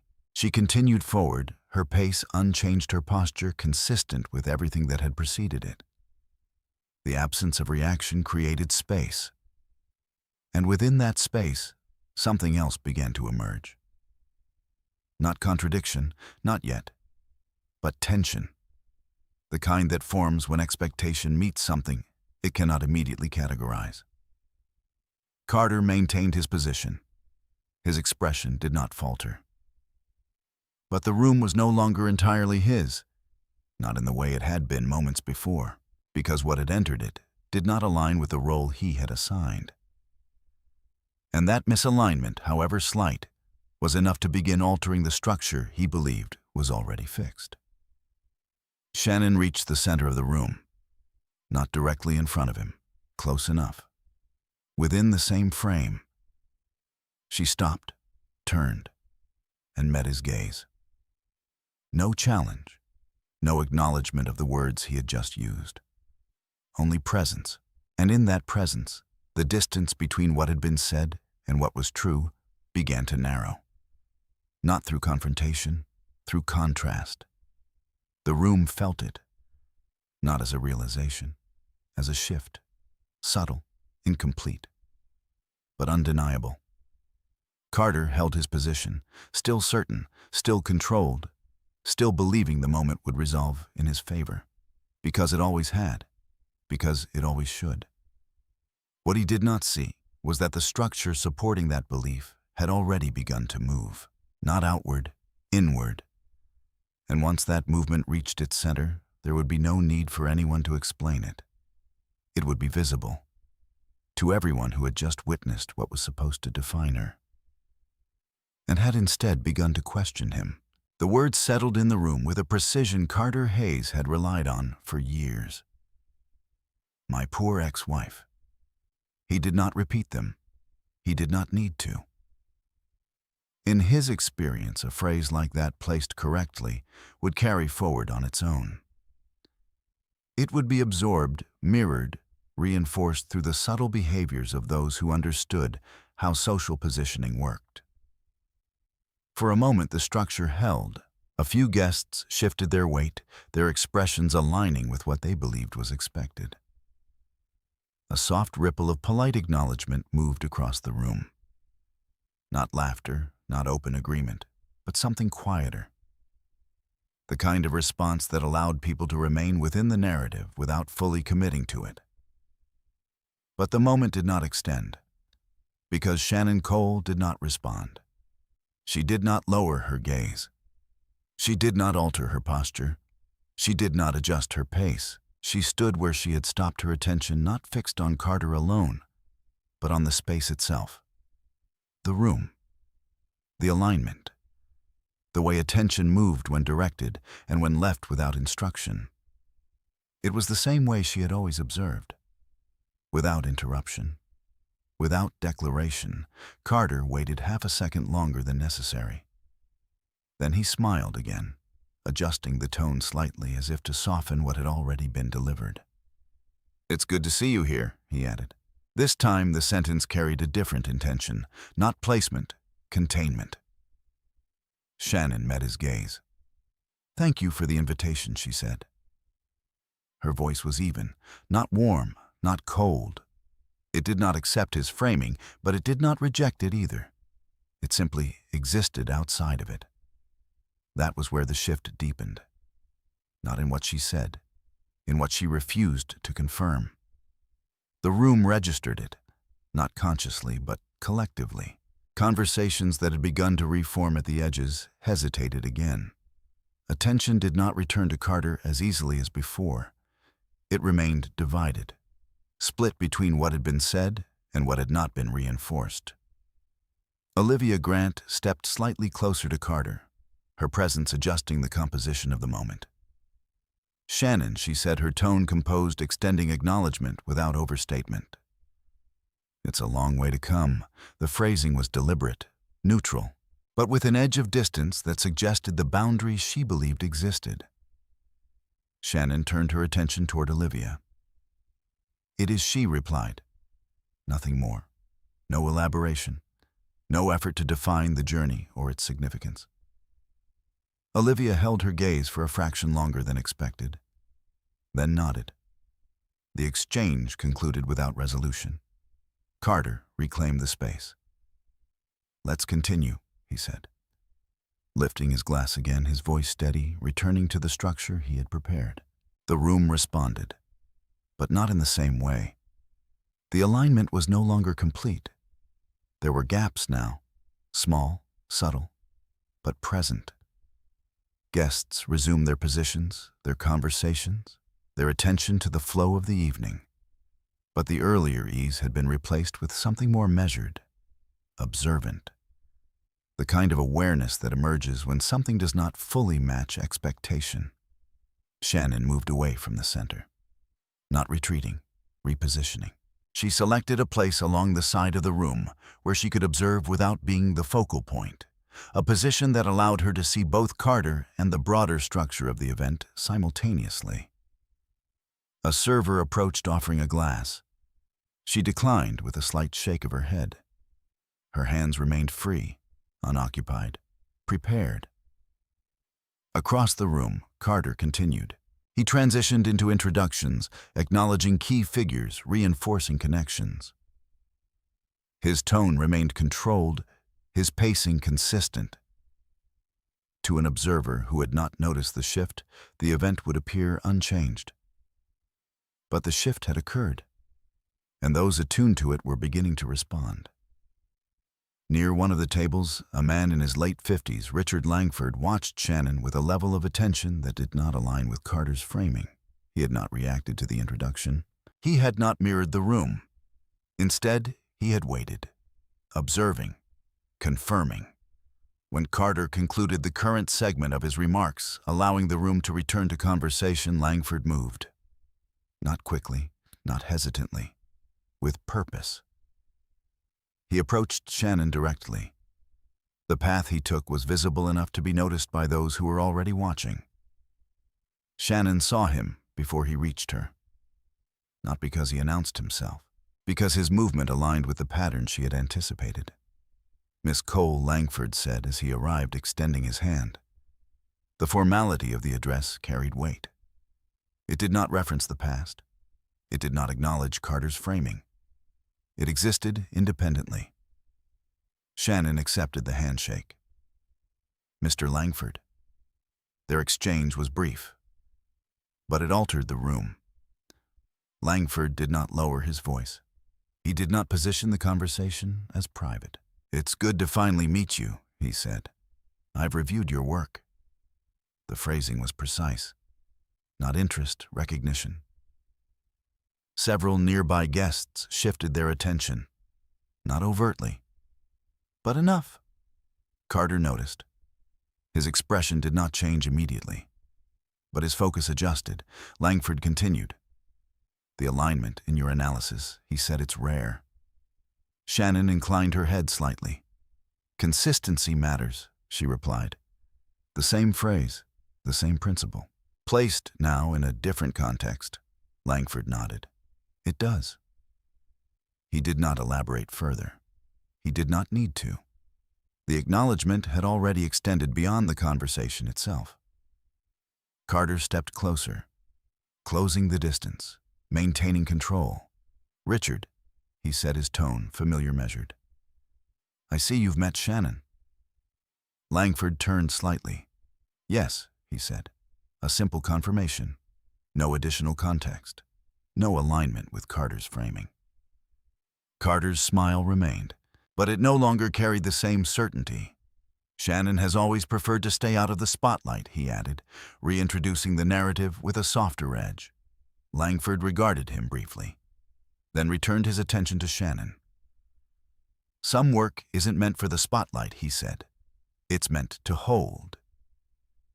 The statement landed differently. It did not contradict Carter. It displaced him, subtly, but clearly. Carter did not respond immediately. The space between statements extended just enough to be felt. Around them, the room continued. But attention had shifted again.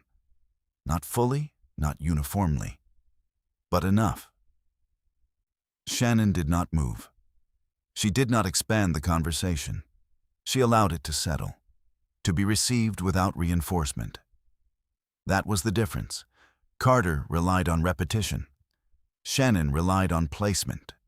And placement, once correct, does not require repetition to remain effective. Langford concluded the exchange with a slight nod. "We'll speak again," he said. Not a suggestion, a continuation. Then he stepped away. The path he took back through the room was as deliberate as his approach, leaving behind a space that no longer aligned with the structure Carter had established. Carter stood for a moment, still composed, still present, but no longer fully in control of the narrative, because the narrative had begun to shift. Not through confrontation, not through contradiction, but through recognition. And recognition, once introduced, does not recede easily.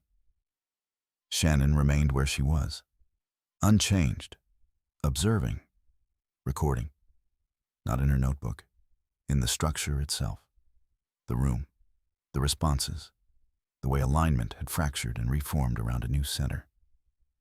This was the continuation she had prepared for. Not a reversal, not a moment of exposure, but a gradual redefinition of what had been accepted as true. And as the evening progressed, that redefinition would not need to be announced.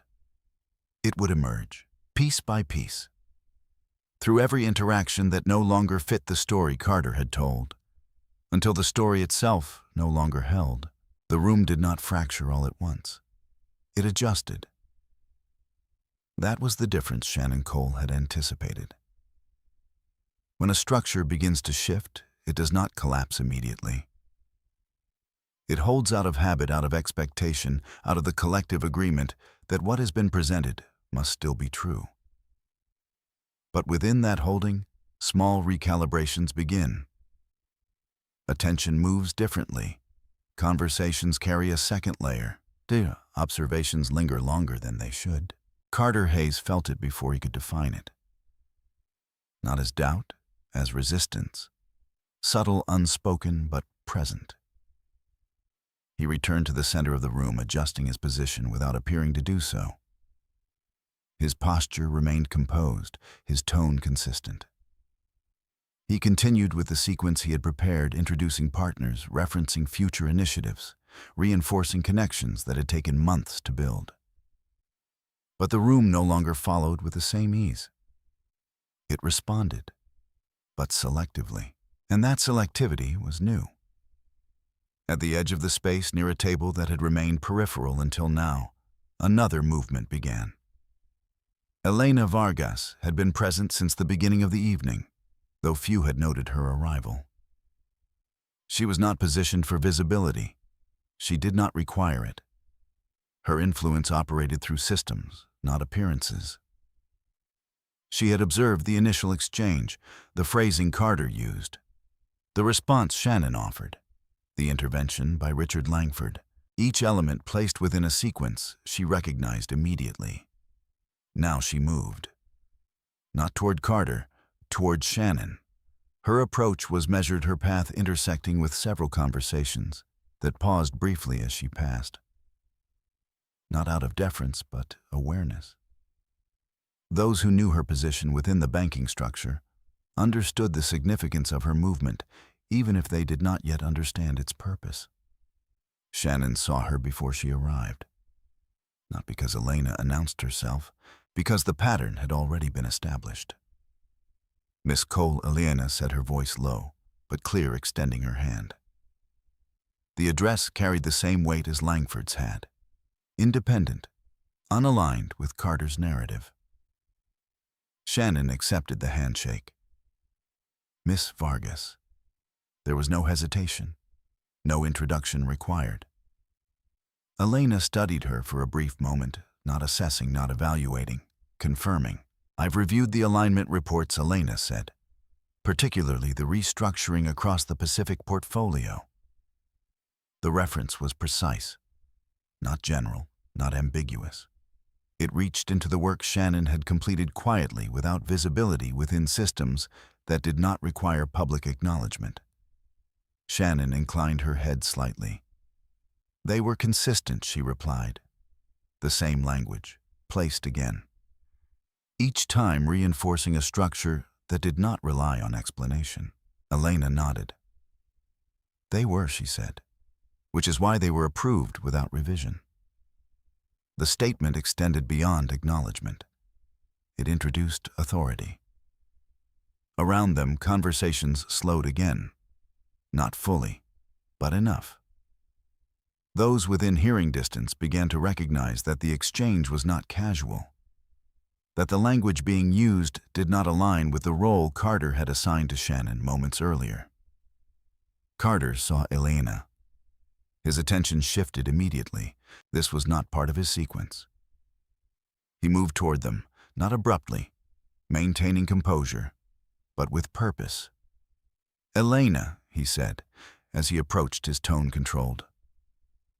"I didn't realize you had arrived." Elena turned slightly. "I've been here," she replied. The phrasing was neutral, but the implication was clear.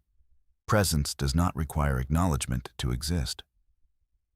Carter's smile remained.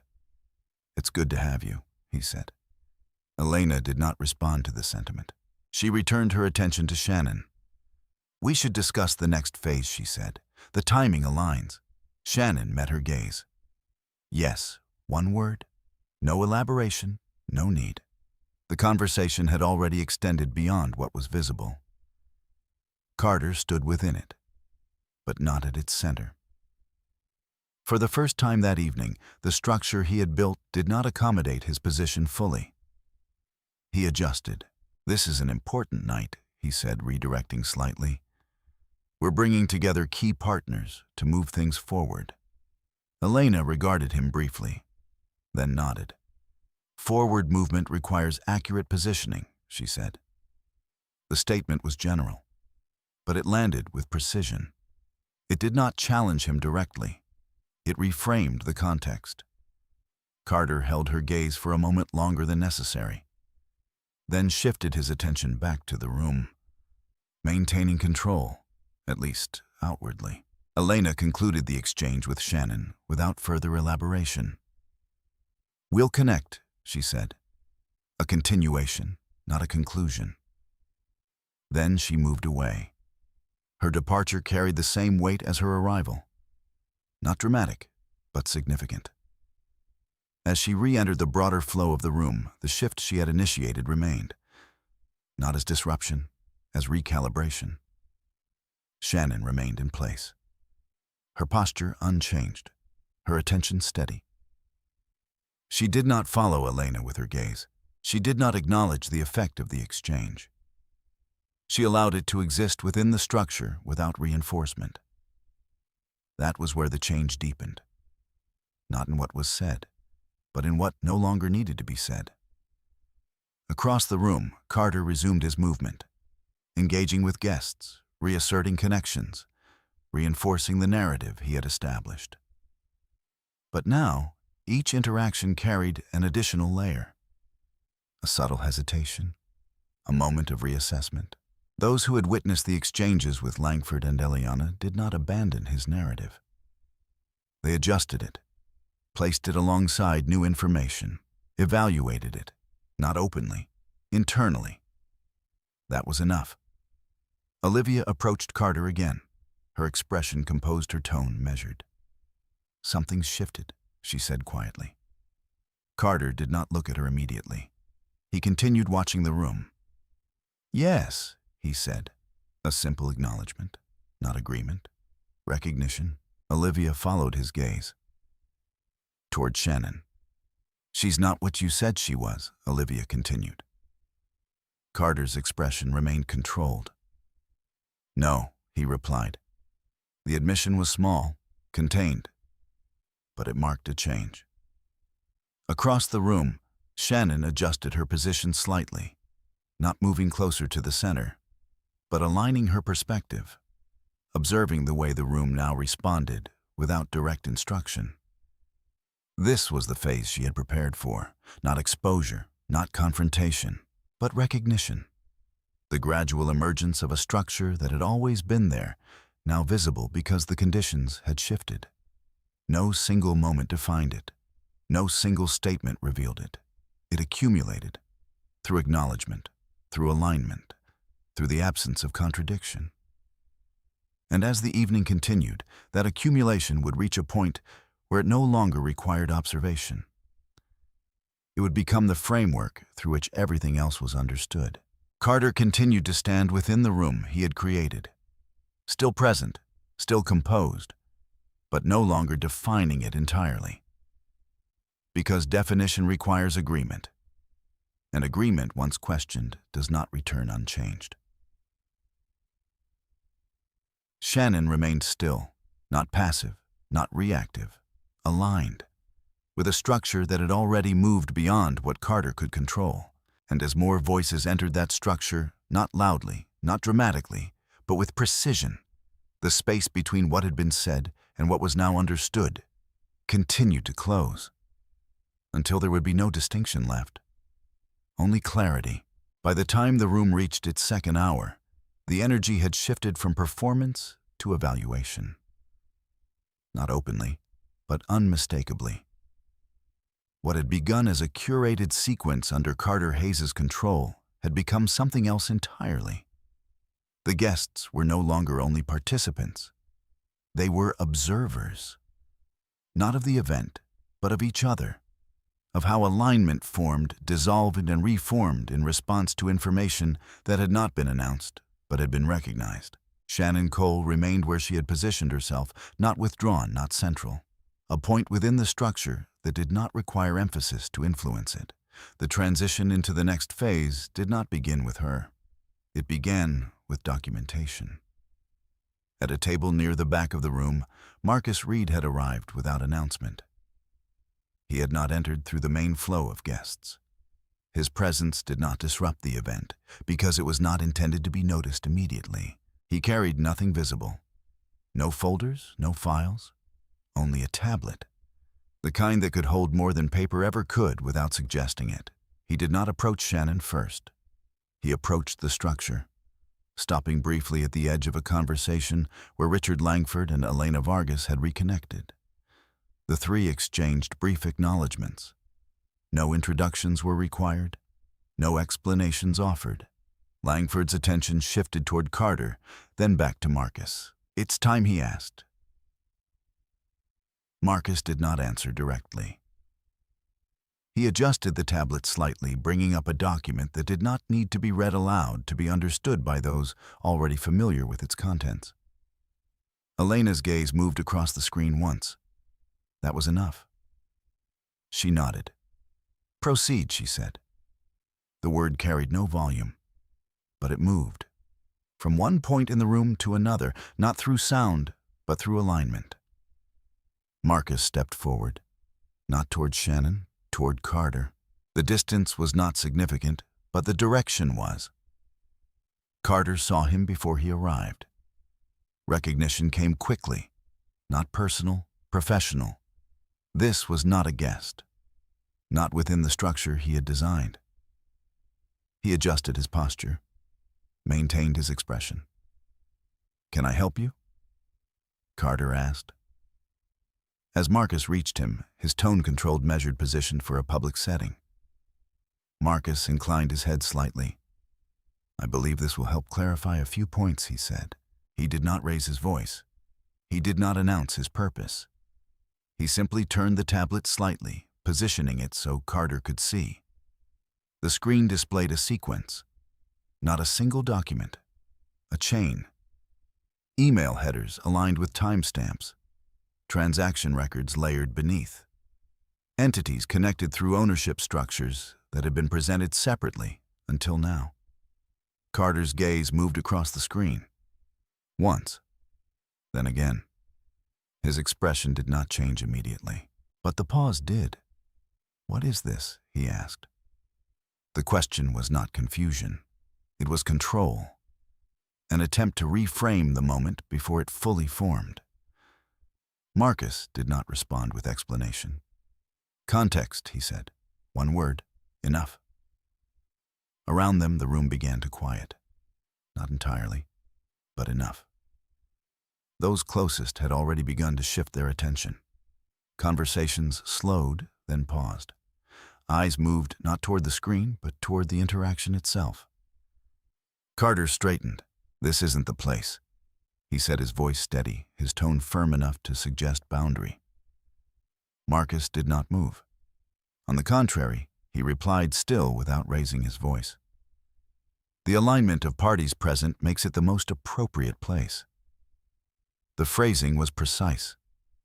It did not challenge Carter's authority directly. It bypassed it. Carter's gaze flicked briefly toward Shannon. She had not moved. She had not approached. She remained where she had been, her attention steady, her posture unchanged. The absence of movement carried more weight than intervention would have. Carter returned his focus to Marcus.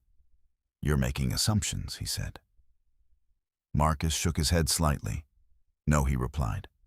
"We're aligning records." The distinction landed, not as accusation, as correction. Elena stepped closer, not beside Marcus. Within the same line of interaction, the banking records confirmed the sequence. She said her tone measured her presence, reinforcing the structure Marcus had introduced. Langford followed. "The investment alignment reflects the same pattern," he added. Each statement built on the last, not overlapping, layering. Carter looked between them. For the first time that evening, the structure he had relied on began to fragment. Not outwardly, internally. He turned slightly, scanning the room. Not for support, for alignment. What he found was hesitation. Not rejection, but distance. The kind that forms when certainty is replaced with reconsideration. Olivia moved closer to him. "What is this?" she asked quietly. Carter did not answer. He was still looking at the screen, still aligning what he was seeing with what he had believed to be complete. "It's incomplete," he said finally, his voice controlled but tighter now. "You're presenting fragments." Marcus adjusted the display, expanded the sequence. Fragments became continuity.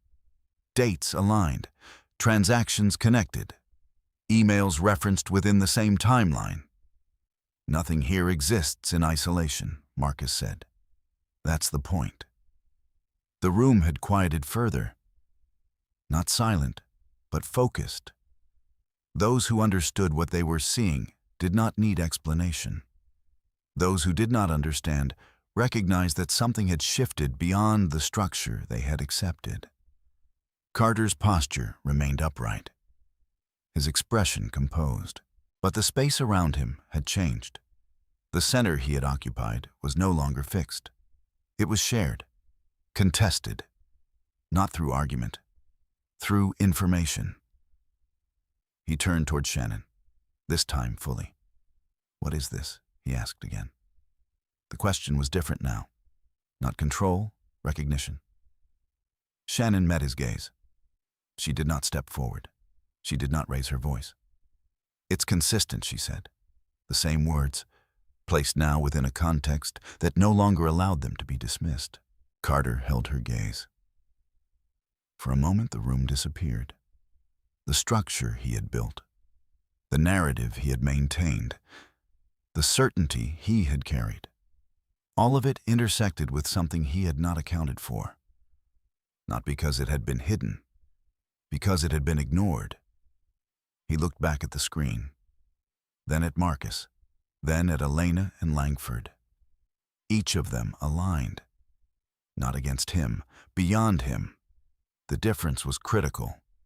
Opposition could be challenged. Alignment could not. The room remained still, waiting. Not for resolution, for understanding. And understanding, once introduced at this level, does not recede. It expands. Through every connection, every observation, every reassessment that follows. Carter did not speak immediately. For the first time that evening, silence did not serve him. It revealed him. Shannon remained where she was, not advancing, not retreating, present, within a structure that no longer required her to define it, because it had already defined itself. Through records, through alignment, through the simple, undeniable continuity of facts that did not change based on who was speaking. The narrative had not been destroyed. It had been replaced. And as the room absorbed that replacement, not through force, but through recognition, the distance between what had been said and what was now understood closed completely, leaving no space for reinterpretation, only clarity. The room did not erupt. It tightened. That was the difference. What Carter Hayes had expected if anything went wrong was noise. Questions layered over each other, voices rising in defense or disbelief. A disruption he could redirect, contain, outmaneuver through tone and control. But there was no noise. There was silence. Not empty, focused. And within that silence, every movement carried weight. Carter stood at the center of it, no longer defined by the structure he had built, but by the absence of it. The glass in his hand remained steady, though he had not raised it again. His posture held refined through years of practiced composure. He understood one thing clearly. This moment would define what followed. Not what had been presented, but how it was received. "You're drawing conclusions from incomplete data," he said, his voice controlled, projecting outward just enough to reach those closest without escalating beyond that. It was the correct response. Measured. Dismissive without appearing defensive. The kind of statement that in most rooms would create enough doubt to delay judgment. But this was no longer most rooms. Marcus Reed did not respond immediately. He allowed the statement to settle, not to accept it, to position what came next. "The data is complete," Marcus said. "What changes is the context in which it's viewed." The phrasing mirrored Carter's tone. Controlled, precise. But it did not engage in argument. It reframed. Carter's gaze sharpened. "This isn't a legal proceeding," he replied. "You don't present interpretations like this without process." "Process has already begun," Marcus said. The sentence landed differently, not as escalation, as confirmation. At the edge of the interaction, Elena Vargas stepped forward again. Her presence did not interrupt. It reinforced. "The internal review was triggered prior to tonight," she said. "What you're seeing here is not the start. It's the alignment." Carter turned toward her. For the first time, his expression shifted, not visibly to most, but enough. He recalculated. "This is a misunderstanding," he said, redirecting. "Structures evolve. Positions change. That doesn't imply anything beyond normal operation." It was a stronger position, more grounded, more difficult to challenge directly. Richard Langford responded this time. "Normal operations don't require this level of concealment," he said. The word was chosen carefully, not accusation, description. Carter exhaled once, subtle, measured. Then he did what he had always done in moments where control began to shift. He narrowed the focus, turned away from the structure, toward the person. His gaze returned to Shannon Cole. "You've been preparing this," he said. Not a question, a statement. The room registered it, not as accusation, as recognition of involvement. Shannon did not move. She did not step forward. She did not raise her voice. She met his gaze. "Yes," she said. One word, no elaboration, no justification. The simplicity of the answer removed any space for reinterpretation. Carter studied her. For a moment the room receded again, not in silence, in distance. "You could have addressed this directly," he said. There was no anger in the statement, only controlled pressure, an attempt to reframe the situation as personal rather than structural. Shannon held his gaze. "I did," she replied. Carter's expression tightened almost imperceptibly. When he asked, the question was quiet. But it carried. Shannon's answer did not change in tone. When the documents were signed, the statement landed with precision, not as revelation, as alignment. It connected the present moment to the past in a way that did not require explanation. Those who understood legal structure recognized it immediately. Those who did not still felt the shift. Carter looked at her for a fraction longer, then away. The sequence continued, but not in his direction. At his side, Olivia Grant stepped back slightly.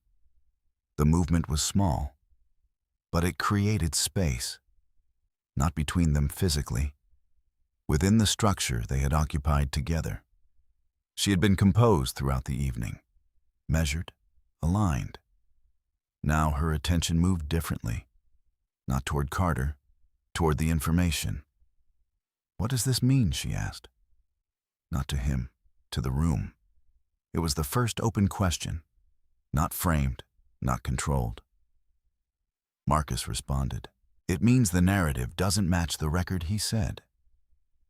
Olivia processed the statement, not emotionally, structurally. She looked at Carter again, this time without assumption, without alignment. "Is that accurate?" she asked. Carter did not answer immediately. He could not because he lacked a response, because any response would now exist within a framework he did not control. He chose silence for a moment, and in that moment, the room understood more than any statement could have conveyed. Silence in a space like this is not absence. It is confirmation, not of guilt, of shift. Shannon did not move.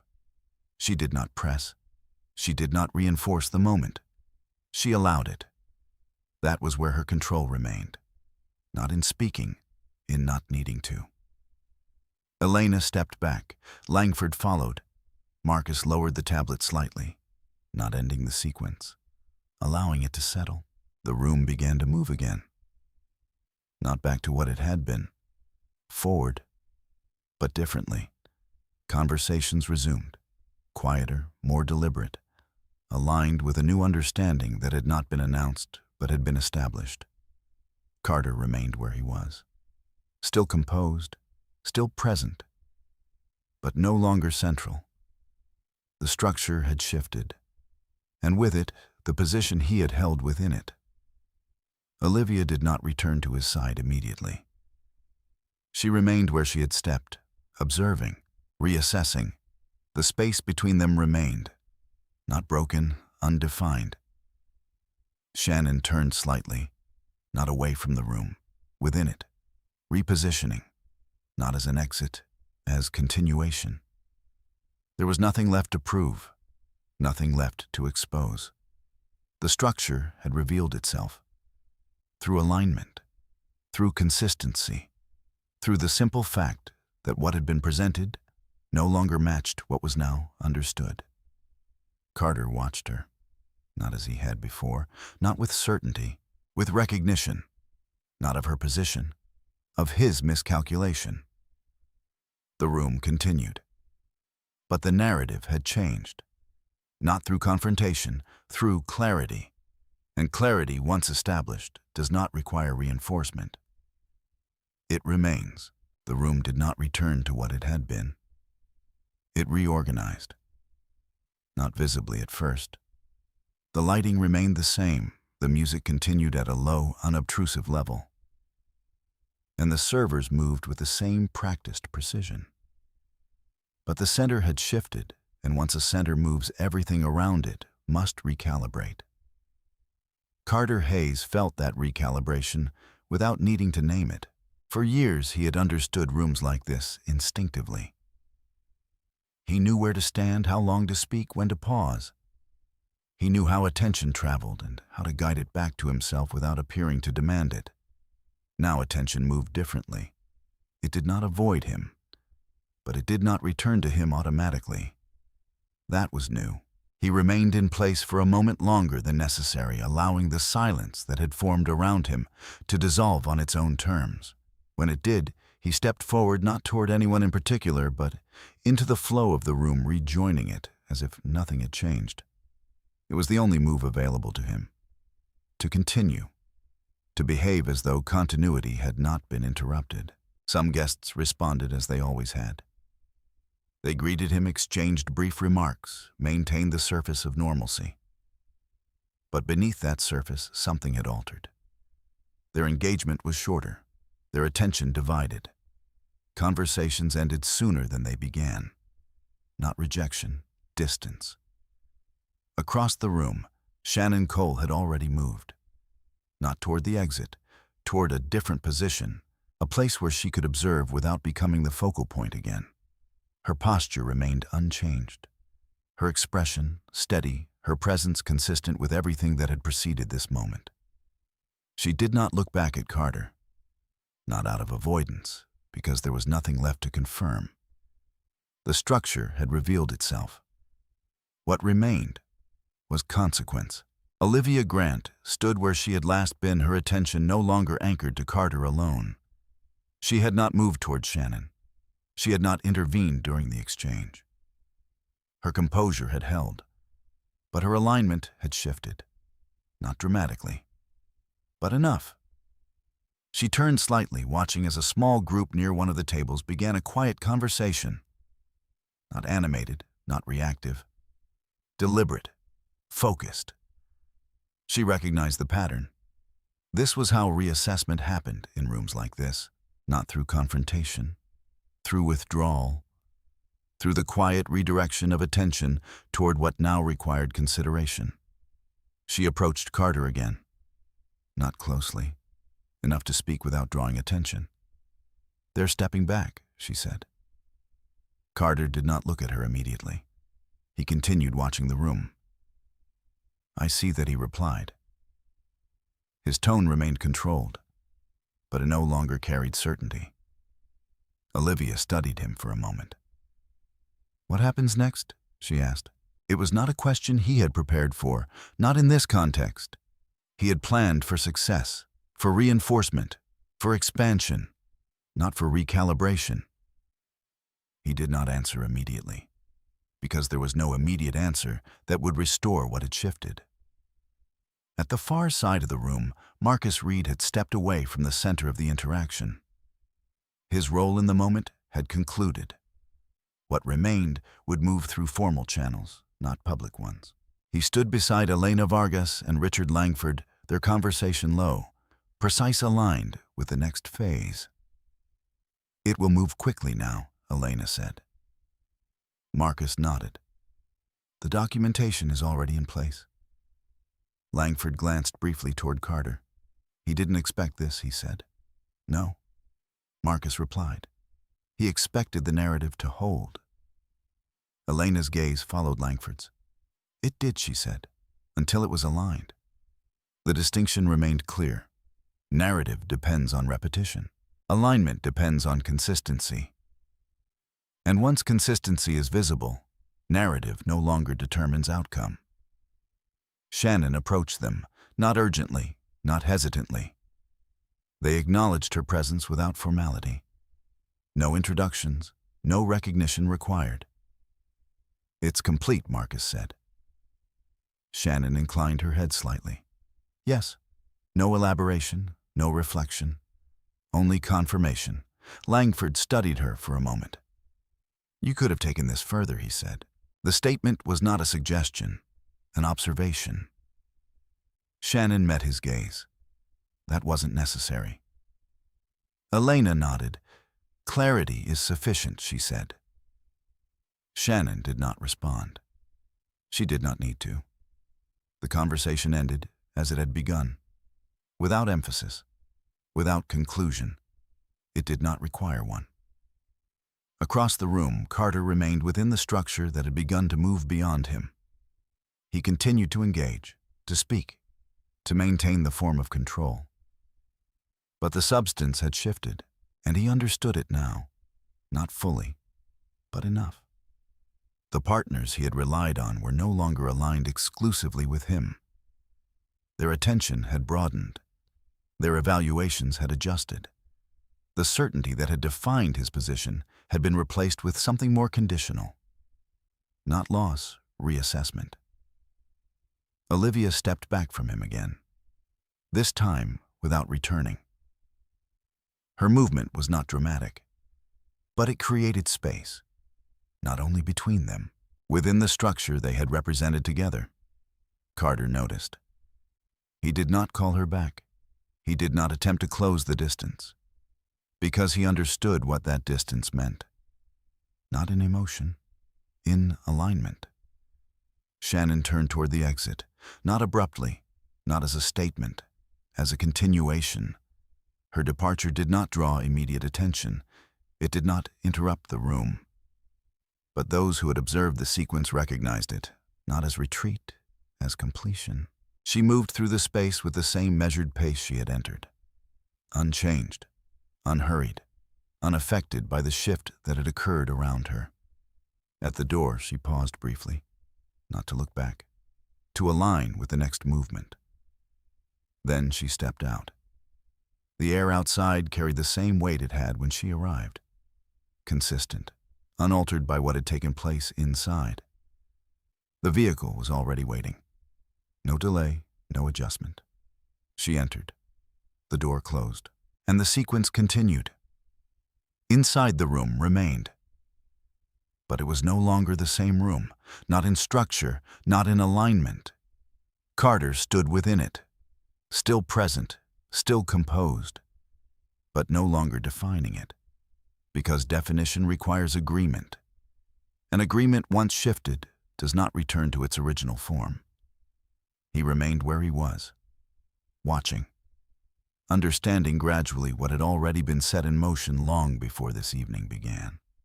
Not a confrontation, not a reversal, a realignment.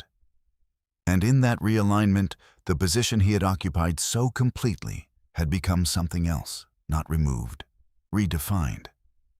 The room would continue, the event would conclude. But the structure that had been revealed would extend beyond it, into conversations, into decisions, into outcomes that would no longer depend on what had been said, only on what had been shown. And what had been shown would not change. The city had already moved on by the time Shannon Cole's car pulled away from the curb. New York did not hold moments. It absorbed them. Traffic continued without pause. Lights shifted in sequence. Pedestrians crossed intersections without awareness of what had taken place inside a room several blocks away. The structure of the city remained unchanged, and within that consistency, Shannon's departure did not register as an event. It was not meant to. Inside the vehicle, she did not look back.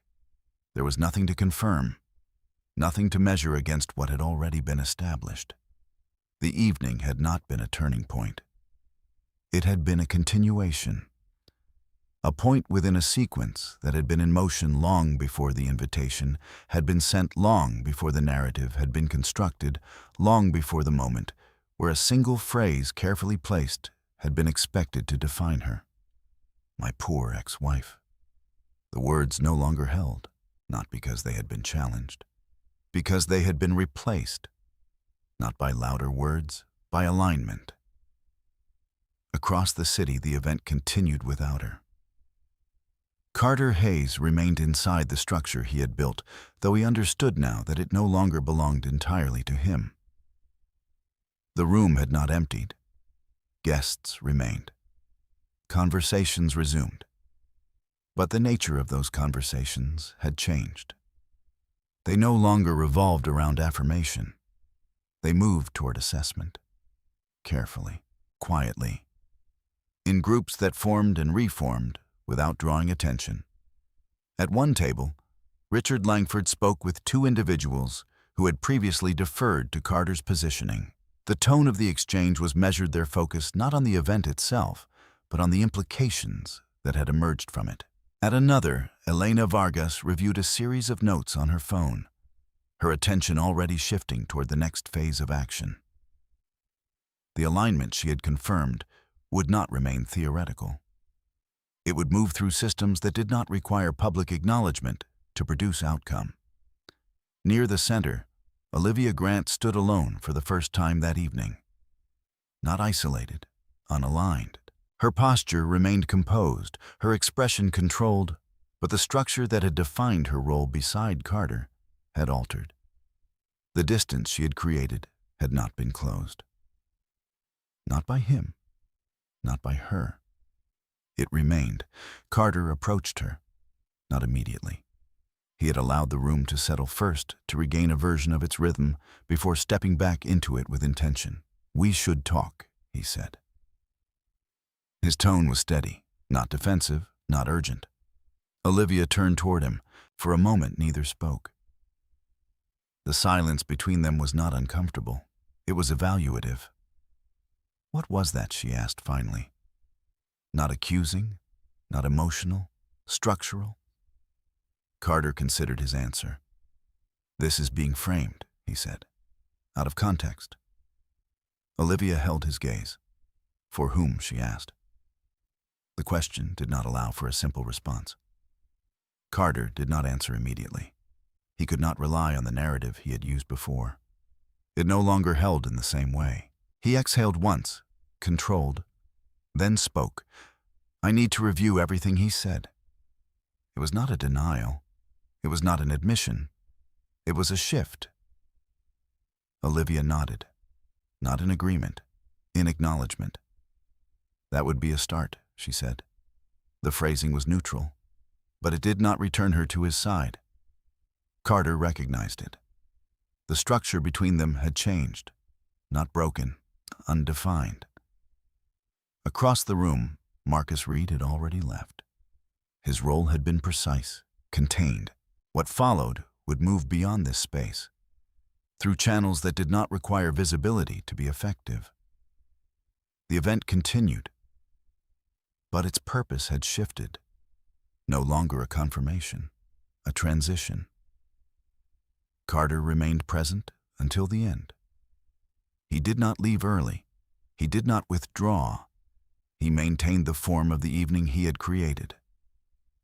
But he did so within a structure that no longer aligned with his expectations.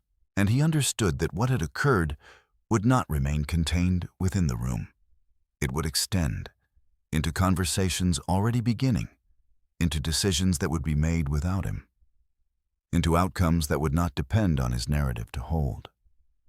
Hours later, as the city quieted in the way only large cities do, never silent but less immediate, Shannon stood in a different space entirely. A private terminal, not the one she had arrived through. Another, equally controlled, equally precise. Her departure had been arranged with the same attention to structure as her arrival. No delays, no announcements, no need for acknowledgement. She did not carry documents. She did not review notes. There was nothing left to confirm. The sequence had completed its current phase. What followed would continue independently. As she waited, the environment remained consistent. Staff moved with quiet efficiency. Procedures executed without deviation. Her name was recognized, not questioned. The aircraft was prepared. She boarded without pause. The interior mirrored the stillness she had maintained throughout the evening. Unchanged, aligned. She took her seat, closed her eyes briefly, not to rest, to reset. When she opened them, the aircraft was already in motion, taxiing, aligning with departure. The runway cleared. The sequence continued. There was no reflection on the evening, no revisiting of moments, no evaluation of what had been said or how it had been received. Those elements belonged to a structure that no longer required her presence to function. Her role had been defined, executed, completed. The aircraft lifted. The city receded, lights blending into patterns that no longer held individual meaning. Below, the systems continued. Above, the space remained clear. Shannon did not look back, not because there was nothing to see, because what mattered was no longer behind her. It existed within the structures she had aligned, within the records that would not change, within the decisions that would follow independent of narrative. Across the distance, Carter remained within the consequences of that alignment. Not immediate, not dramatic, but inevitable. The kind that unfolds through systems, not moments. Through documentation rather than declaration. Through clarity rather than confrontation. And clarity once established does not burn. It persists. Quiet. Completely. Shannon's time can move in the night, uninterrupted, unobserved, aligned with the trajectory that require acknowledgement and truth. And as the distance between her and the city increased, the structure she left behind didn't fade. It slipped. into place, exactly as it had been built to be. There are moments when silence carries more weight than any sentence. Not because nothing happened, but because everything that mattered no longer matters. What Shannon chose that is not. It wasn't him. She did not correct clutter. She did not dismantle him. She allowed structure, documentation, and time to reveal what had always been there. And in doing so, she kept something many people lose in moments like that. Dignity. Not the kind that demands recognition, but the kind that remains intact, even when no one is looking. Carter did not lose everything in a single night. That means what he instead was slow, sense, kind of consequent that unfolds in decisions, quietly draw trust. The kind that cannot be argued against, only experienced. If you've ever been underestimated, misunderstood, unlistened, you already know it's true. Your response is spoken. Someone will return. They don't ask for attention. They change it. This is watching. What time is it? It's always interesting to see how far these stories travel. You can also support the channel by subscribing not for more noise, but for more stories that choose clarity over volume.